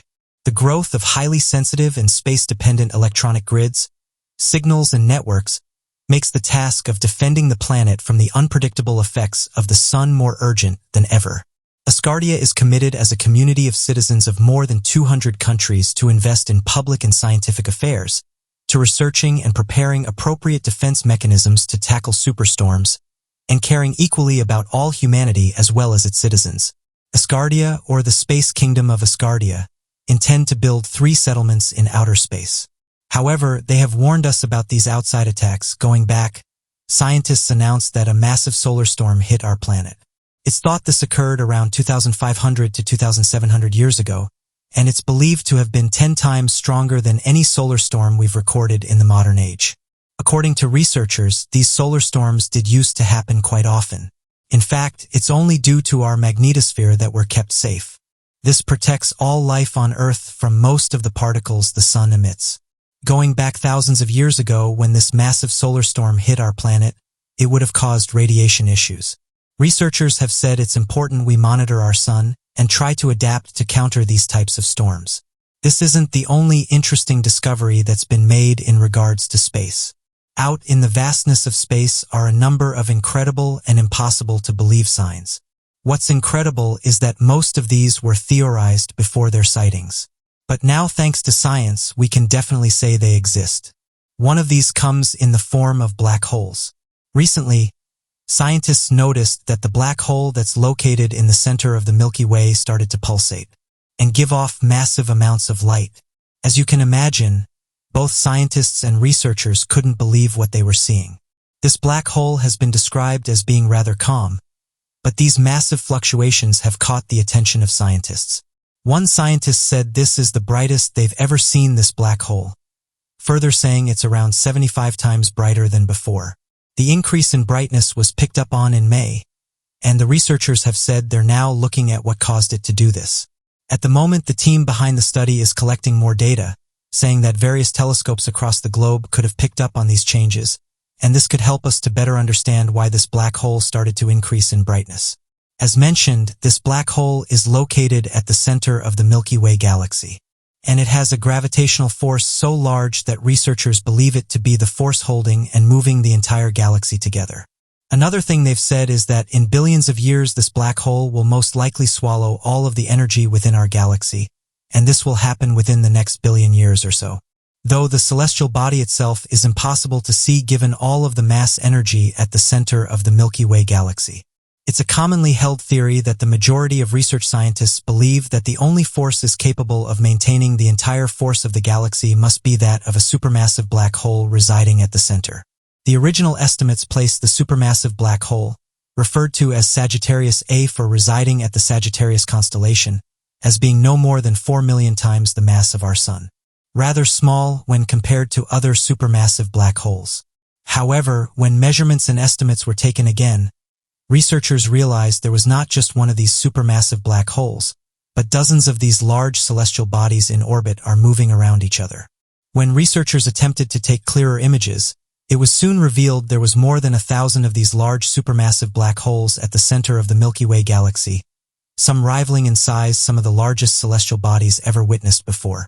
Interestingly, scientists have recently come forward and said that our universe may be nothing more than a silver sitting within the edge of a bubble that's constantly expanding into a higher dimension. Scientists have said that the human brain cannot fully understand the full scale of the universe, and perhaps never will. The universe extends over many tens of billions of light years, and many people can't wrap their head around this. Understanding the structure of the Milky Way has long been challenging. The solar system sits on the outer edges of one arm and a disk of material, and no one can see across the dense center to the other side. Milky Way does not sit still, but it's constantly rotating. The solar system is always moving through space, meaning the sun and the solar system travel with them. The solar system travels at an average speed of 515,000 miles per hour. Even at this incredible speed, the solar system would take around 230 million years to travel all the way around the Milky Way. Bear in mind, this is how long it would take to travel just one galaxy. In the observable universe, there is estimated to contain 200 billion to 2 trillion galaxies. This gives you an idea to how monumentally vast the universe is. One startling revelation made by quantum physicists that has converted even the most optimistic individuals is that of the concept of the multiverse theory. When pondering the mathematical implications and probability of a universe forming, as well as other theories in regard to dimensional mathematics, physicists began positing a thought experiment forward. Why did our universe form with these specific rules? With these specific numbers and laws of mathematics? Scientists believe that the odds of this occurring are so astronomical that it's far more probable that every variation of every possible universe exists to allow such occurrences. What's even more interesting is that researchers believe they have evidence of the multiverse theory occurring in the natural world given the complete determination of quantum mechanics and its properties such as Heisenberg's uncertainty principle and the formation of virtual particles. This could very well mean that every possible variation of every universe and every decision ever made could more than exist and could potentially one day be explored. So my question to you guys is, what do you make of these incredible images of the sun? Be sure to let us know your thoughts in the comment section below and help us by growing this community while working to solve these unexplained mysteries. Thank you for watching, and don't forget to subscribe for more videos. In recent years, paleontologists have made some incredible discoveries. Dinosaurs interest many of us, and every time one of these ancient creatures is unearthed, it gives us a small peek into what life would have been like millions of years ago. One of the most interesting discoveries that caused much discussion is that of Mary Swift's T-Rex. For years, researchers have known about the giant theropod dinosaur Tyrannosaurus rex. Mary's discovery shocked even the most knowledgeable researchers. A paleontologist named Mary Switzer discovered astonishing evidence that may change the world's view of dinosaurs. While studying a slice of a transverse rex bone through a telescope, she spotted something that looked like red blood cells. This seemed impossible because organic remains could not possibly survive the fossilization process. Further tests, however, indicated that the structures were actually red blood cells from a 67-million-year-old Tyrannosaurus rex. In the years that followed, Mary and her team discovered other soft tissues, including what looked like blood vessels and feather fibers. Skeptics, however, argued that what they claimed to be organic tissues were actually biofilms formed by microbes which had invaded the fossil bones. Switch and her team have continued to gather support for their conclusions, with the most recent evidence coming from molecular analysis of what seemed to be bone cells from T-Rex. After isolating the possible osteocytes, the team subjected them to tests, exposing them to antibodies that targeted a protein found in bird cells only. Considering that birds are dinosaur descendants, there was a reaction as would be expected if the cells were from dinosaurs. When subjected to other antibodies that target DNA, they bond to specific regions inside the cell's membrane. After using the spectrometry technique and the dinosaur's bone extract, the team of researchers found the sequences of amino acid proteins match protein sequences present in all animal cells. The discovery of whole cells in the T-Rex bone amazed everyone who did not imagine the possible existence of soft tissues from dinosaurs in the current age. Schweitzer has reversed the usual belief by proving that 67-million-year-old fossils can still hold soft tissues inside. Something that has baffled many at the time is it was thought that it would have wasted away within a million years. This discovery could shed light on the evolution of dinosaurs and the working of their muscles and blood vessels and help solve the long-time discussion on whether dinosaurs were warm-blooded or cold-blooded. In the year 2000, the chief of field crew at the Museum of the Rockies spotted a bone sticking out of a wall of rock, which ended up being a portion of what could be the most perfectly preserved T-Rex. Workers chipped it off and named it B-Rex. After studying the B-Rex bones, Schweitzer discovered it was a female dinosaur and it was pregnant. According to bird research, female birds form the medullary bone, a structure that is rich in calcium inside their bones before they start laying eggs, from which they draw calcium for the formation of eggshells. Today, Scientists believe that the closest relatives to the dinosaurs is that of birds. Swatches study two of the birds believed to be the most primitive today, the Austroasian emus, to understand the bone, and she was right. The B-rex bone actually had a store of medullary bone before it lost its life. Microscope images of the ostriches and emus' medullary bone were placed alongside the dinosaur's bone in a paper, and this was published in June of 2006 in the issue of Science Journal, and they showed features that were almost identical. Another interesting discovery is that of the two fighting dinosaurs. Two dinosaurs, a velociraptor and protoceratops, were preserved in this remarkable bones, after being buried in a landslide while fighting around 80 million years ago. Paleontologists discovered a velociraptor engaged in a fight with a protoceratops, with the raptor grabbing the protoceratops' head shield and its claws, appearing to be lodged deep in its body cavity. Scientists now reveal that the velociraptor was caught apparently scavenging on the larger herbivorous protoceratops. Apart from grooves from velociraptor's teeth boring protoceratops' bones, scientists also discovered fossil remains of both dinosaurs which were matching the marks. The fossils, which were dug from a red sandstone mound in 2008 in Mongolia, contain heavily eroded bones from protoceratops, with two smaller curved teeth that were either from a velociraptor or its close relative. During their existence around 17 million years ago, the area was probably a sandy desert with little vegetation. The teeth sizes suggest they were adult dinosaurs, with the velociraptor being around 5 feet long and the protoceratops being around 6.5 feet long. Bites marks around protoceratops' jaw suggest that the raptor did not kill it, but was just rather scavenging on its lifeless body. There is little evidence in the fossil records about the feeding patterns of dinosaurs like the velociraptor and T-Rex. Paleontologists are still debating on the findings and propose the possibility that the two dinosaurs actually took each other down, saying that the raptor's claws dug into protoceratops' thorns, which appears at the same time to be biting down on the predator's right arm. It is, however, also possible that the raptors were not accustomed to feeding on the protoceratops, and the two dinosaurs could be presenting a possible encounter which resulted in them fighting.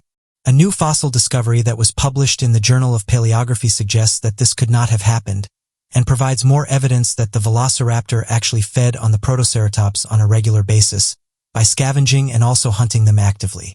According to Davis Hahn, a researcher and paleontologist at the Institute of Vertebrate Paleontology in Beijing, the proposed prey was too big and meaty for the raptor to be struggling to scrap off fragments of meat from the jaws.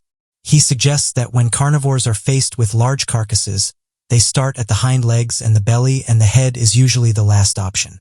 In this case, it's the skull and jaws that had the bite marks of the scavenger's teeth and are most likely the leftovers, not necessarily the first preference of the carnivores.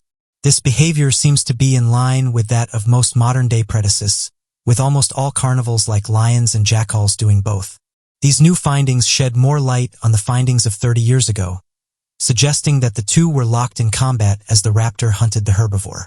Can be argued that the occurrence was a chance encounter, implying that the velociraptor was not a predator but a scavenger. What could have taken down the protoceratops is still a mystery, mostly because its fossil bones were not preserved well enough. Researchers suggested there is a probability that they were once in perfect condition before being subjected to erosion, further saying that had the researchers dug the specimens up a few months earlier, they would have found the specimens in perfect condition, and had they gone there a few months later, they would have found nothing to study. Another interesting study made by researchers is that T-Rex was allegedly a gentle lover. Despite being known by many as one of the greatest land predators, it seems that T-Rex also had a gentle side. According to a paper recently published in the Journal of Scientific Reports, Tyrannosaurus rex had an extremely sensitive nose and might have rubbed their faces together as a vital part of their mating ritual. According to the publication, the findings have been backed up by the discoveries that were made on the remains of a T-Rex relative, which indicated that they had clusters of nerve openings on the snout, making it like a third ham. Currently, similar patterns have been seen in crocodiles, with their jaws having many sensitive bumps. The finding comes after a new member of the Tyrannosaur family was discovered in Montana. This theropod existed 74 million years before T-Rex and was 75% the size of the Tyrannosaurus rex, having a body length of around 30 feet. Fossil skulls and skeletons of various creatures that seemed unusually well preserved were discovered. And it was the dinosaur D. horneri's face that gave the most important information, bringing a new window in the evolution and anatomy of Tyrannosaurus. Researchers believe that the Tyrannosaurus and other dinosaurs had a mask of scales that were large and flat, with regions of tough skin around their jaws and snouts. Dr. Thomas Carr, lead scientist at the Carthage College in Wisconsin, said that these discoveries showed them that Tyrannosaurus had supersensitive skin. These nerves have a special function in a lot of animals and birds, carrying signals from the receptors and enabling them to zero in on the IR radiation from prey that are warm-blooded. Crocodiles sense vibrations in water through these nerves, and birds use them to detect magnetic fields while migrating. So what do you make of these interesting dinosaur discoveries? And how do you think blood cells were able to survive inside a T-Rex bone? Be sure to let us know your thoughts in the comments section below and help us by growing this community while working to solve these unexplained mysteries. Or throughout history, there appears to be a number of strange and unexplainable phenomena centered around religious gatherings and events. After further studies, some of these seem impossible to explain. Additionally, many of these strange, mysterious religious events seem to point to the idea that perhaps our world is far stranger than we ever realized. Perhaps one of the most famous ones is that of the miracle of the sun. Back on the 13th of October in 1917, there was an immense gathering of individuals located in Fatima, Portugal. This was after they heard the accounts of 3 shepherd children, and after telling their story many were interested. Before this point, the children had claimed that they had seen the Virgin Mary and witnessed her miracles, preaching the gospel of Christianity and gaining their own following. Interestingly, the storm that struck Fatima on the 13th of October, 1917 did not prevent people from visiting Fatima for the promise of a miracle. The people of this region were not sure what was going on, but they were certain that something out of the ordinary was bound to occur that day. The story of the miracle of the sun started with the 3 children detailing their encounter with the Virgin Mary. This was while they were making their way back home. Interestingly, this apparition allegedly said to one of the children it was going to return on day 13 for the next couple of months. After telling them this message, it said the mysterious being vanished. The children narrated the incident to their parents and the villagers, and the sensational report spread throughout the whole of Portugal and attracted a huge crowd. It's been estimated by researchers that a crowd of between 70,000 and 100,000 people gathered at the foretold scene. This was despite harsh weather conditions. As promised, though, something was seen that day, and many believe they were witnessing a genuine miracle. Not every witness, however, reported the same thing. Some said they saw the sun dancing around in the sky. Others reported seeing the sun falling towards the earth in a zigzag motion, which caused the fear of an explosion as a result of the sun's collision with the earth. Some said they saw brilliant colors spinning from the sky in a pinwheel pattern, and the rest reported seeing nothing out of the ordinary. Today, many churches have said the event was real, and that the Virgin Mary made herself present that day. Even a researcher by the name of John D. Margie, of whom spent over 7 years compiling over 100,000 reports, found the event impossible to deny, and evident that something truly strange had occurred in front of the crowds gathered. Interestingly, some have suggested the object in question was actually an unidentified flying object, and that it would make it one of the largest mass UFO sightings ever seen. This was backed up by the descriptions of the people that witnessed the anomaly, and some researchers have said the object in question sounds more like a UFO than the sun. Further saying the sun can't physically jump around in the sky, so what we're left with is a mysterious object that's able to travel around in the sky at extreme speeds. Another interesting religious account is that of Our Lady of Ziton. It was on the 2nd of April, 1968, just after Egypt had lost a 6-day battle to Israel, resulting in the lost lives of over 2,000 troops in Israel occupying the Sinai Peninsula, when a Muslim mechanic suddenly saw a young woman standing on top of St. Mary's Orthodox Church in Ziton. At the time, he was working close to the church.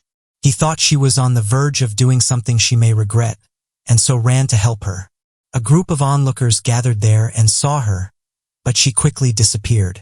Virgin Mary first appeared to Father Constantine Musa, a priest at St. Mary's Church, and when she spoke to him, he fainted. Because of his humility, Father Constantine did not reveal this visitation until days before he passed away in 1984. He told the chairman of the committee that the Blessed Mary had talked to him about the nature of her visit, asking him to be prepared. He had no idea that millions of people were going to visit the church. At least 1 million Egyptians and many other people saw a luminous figure of a woman on top of St. Mary's Church in Zaytun. This was between 1968 and 1971.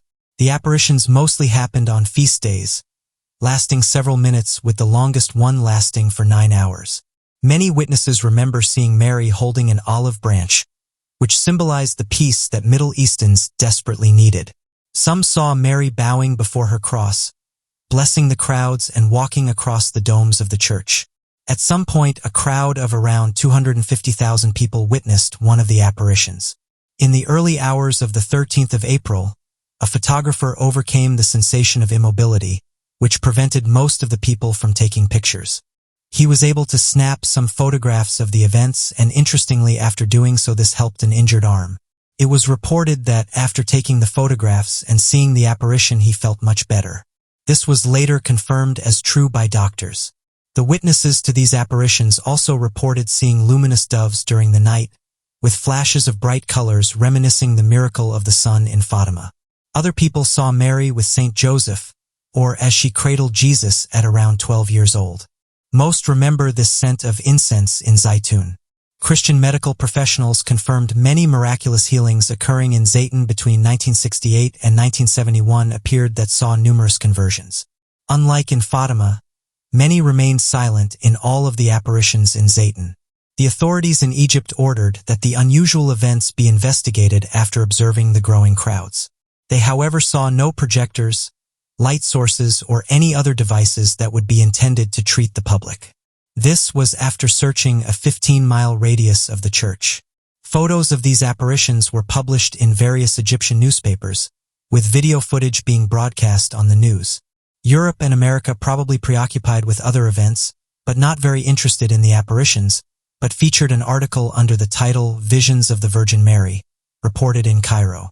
The church recognized the apparitions, and the Pope said this was a positive and genuine account.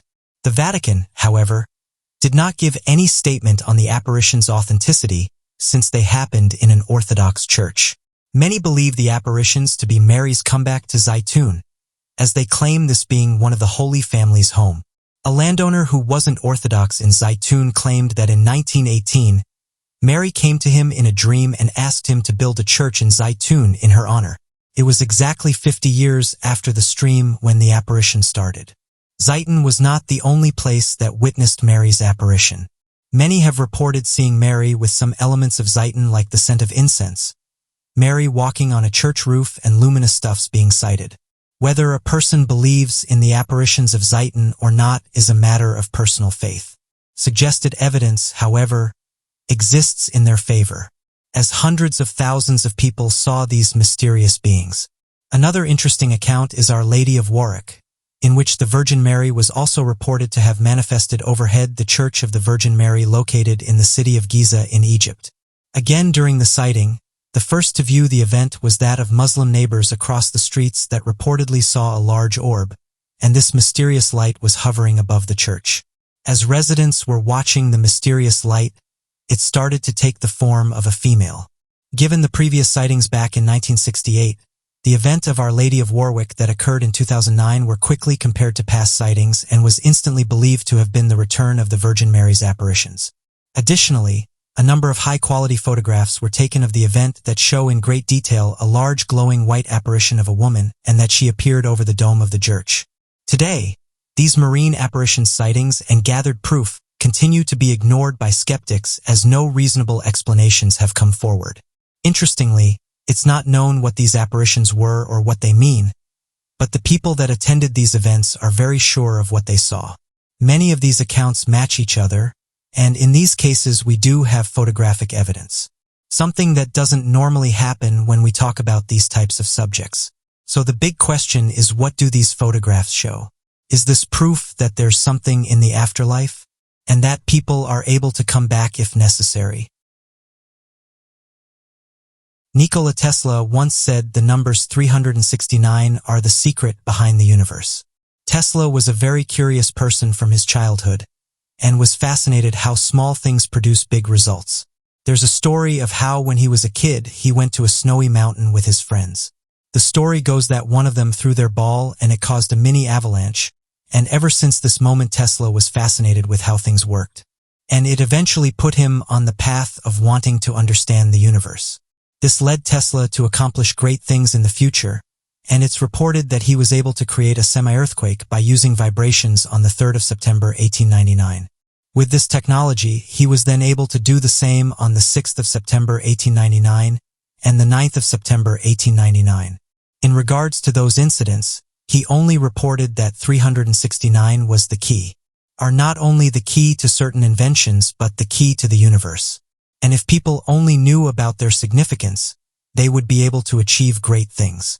After this discovery, it's reported that Tesla became obsessed with the numbers 369 and wanted to find out ways he could use them to his advantage.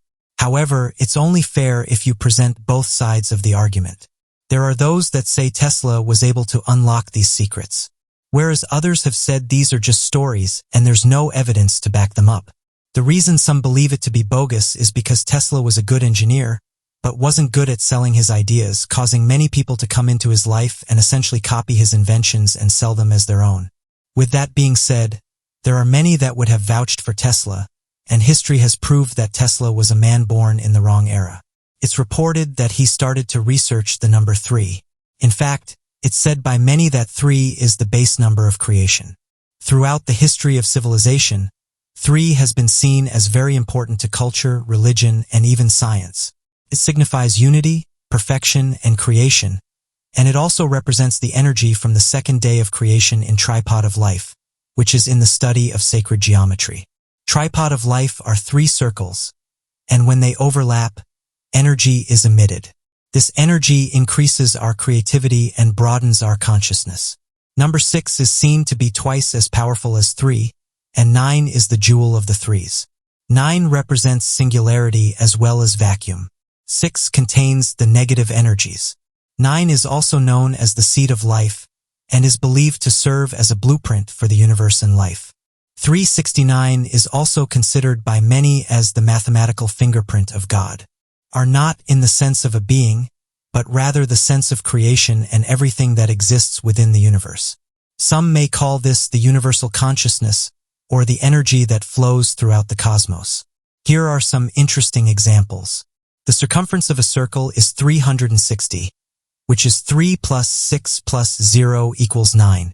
The angles of a square are 90 plus 90 plus 90 plus 90, which equals 360, which is 3 plus 6 plus 0, which equals 9. In a 3D square, you have 8 angles which add up to 90 times 8, which equals 720, which is 7 plus 2 plus 0 equals 9. Also in a pyramid there are 5 angles, which is 90 times 5, which equals 450, and 4 plus 5 plus 0 equals 9. More examples include the Sun, Moon, and the Earth, with the Sun having a diameter of 864,000 miles, and 8 plus 6 plus 4 plus 0 plus 0 plus 0 equals 18. 1 plus 8 equals 9. The Moon has a diameter of 2,160 miles, and 2 plus 1 plus 6 plus 0 equals 9. The Earth has a diameter of 7,920 miles, and 7 plus 9 plus 2 plus 0 equals 18. 1 plus 8 equals 9. All of these numbers always equal 3, 6, or 9, or in some cases equal 3, 6, 9. And it's through this that Tesla discovered that the universe was made up of energy, vibration, and frequency. 3, 6, 9 are the energy to form something, while the rest of the numbers 1, 2, 4, 7, and 8 represent the already inexistent ingredients for that something. Thus, the structure of everything depends on the numbers 369. And it's only when you start looking at objects that appear in everyday nature that these numbers also add up to 369. One thing that many may not be aware of is that Tesla was able to create artificial tidal waves. Artificial tidal waves, known as tsunamis, were researched to be used as weapons. It was to be developed as a tectonic weapon to unleash destructive tsunamis on the enemies, and it first came into being when an Army officer named Gibson noticed small waves generated by explosions. The idea was then further developed under the name Project Sealed by the United States and New Zealand military. They found out the concept was doable, but no such weapons were made or used. The idea was tested by Professor Thomas Leach between 1944 and 1945, and British and newest Army chiefs were eager to see it developed, and further research scientists said it had the potential to be as powerful as the nuclear bombs. The results were that small amounts of explosives would not be able to produce a tsunami, but instead it required 2 million kilograms of 4.4 million pounds of explosives, and this was over 4.9 miles or 8 kilometers. Details of the experiment were released in 1999 by the Ministry of Foreign Affairs and Trade and are now available in Archives New Zealand. It was deemed viable by several universities, but as of today there is no evidence or record of such a weapon ever being used. It's also led to other kinds of weapons to be produced as the military could not have accepted the losses.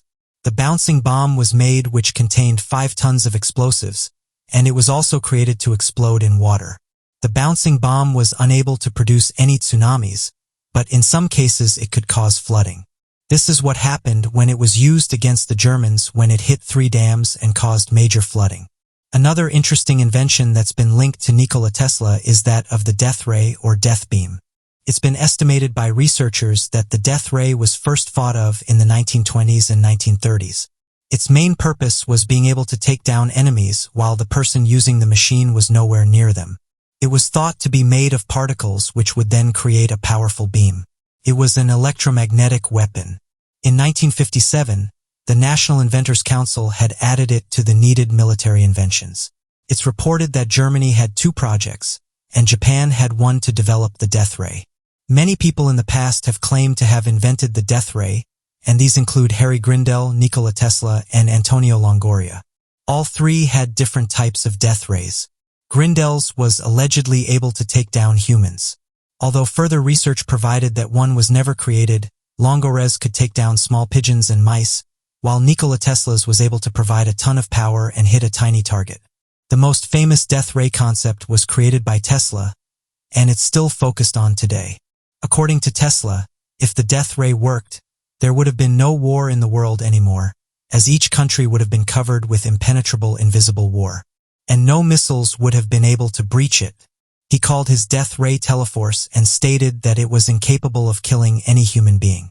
He said that he had taken power from the Earth's ionosphere, which he called an invisible energy ball around the Earth.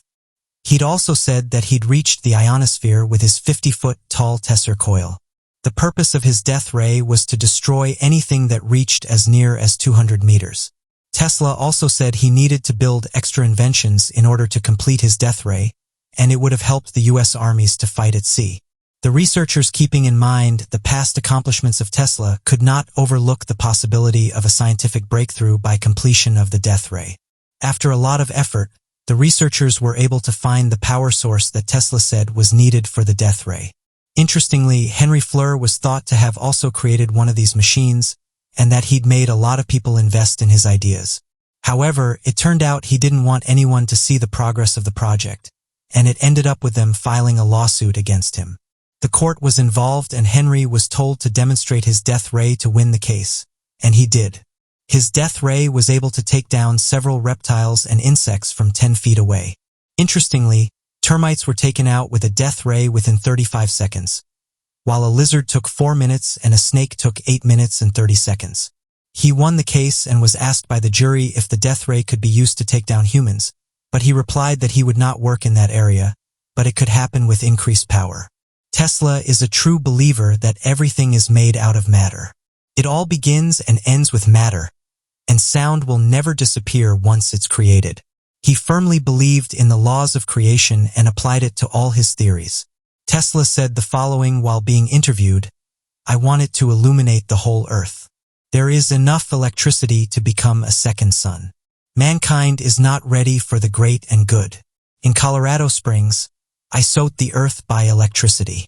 Also, we can water the other energies such as a positive mental energy. They are in the music of great composers or in the verses of great poems. In the earth's interior, there are energy of joy, peace, and love. Their expressions are a flower that grows from the earth, the food we get out of her and everything that makes man's homeless. I've spent years looking for the way this energy could influence people. The beauty in the scent of roses can be used as a medicine and the sun rays as a food. Life has an infinite number of forms, and the duty of scientists is to find them in every form of matter. 3 things are essential in all of this, and all I do is search for them. I know I will not find them, but I will not give up on them. So what do you make of Nikola Tesla and his inventions?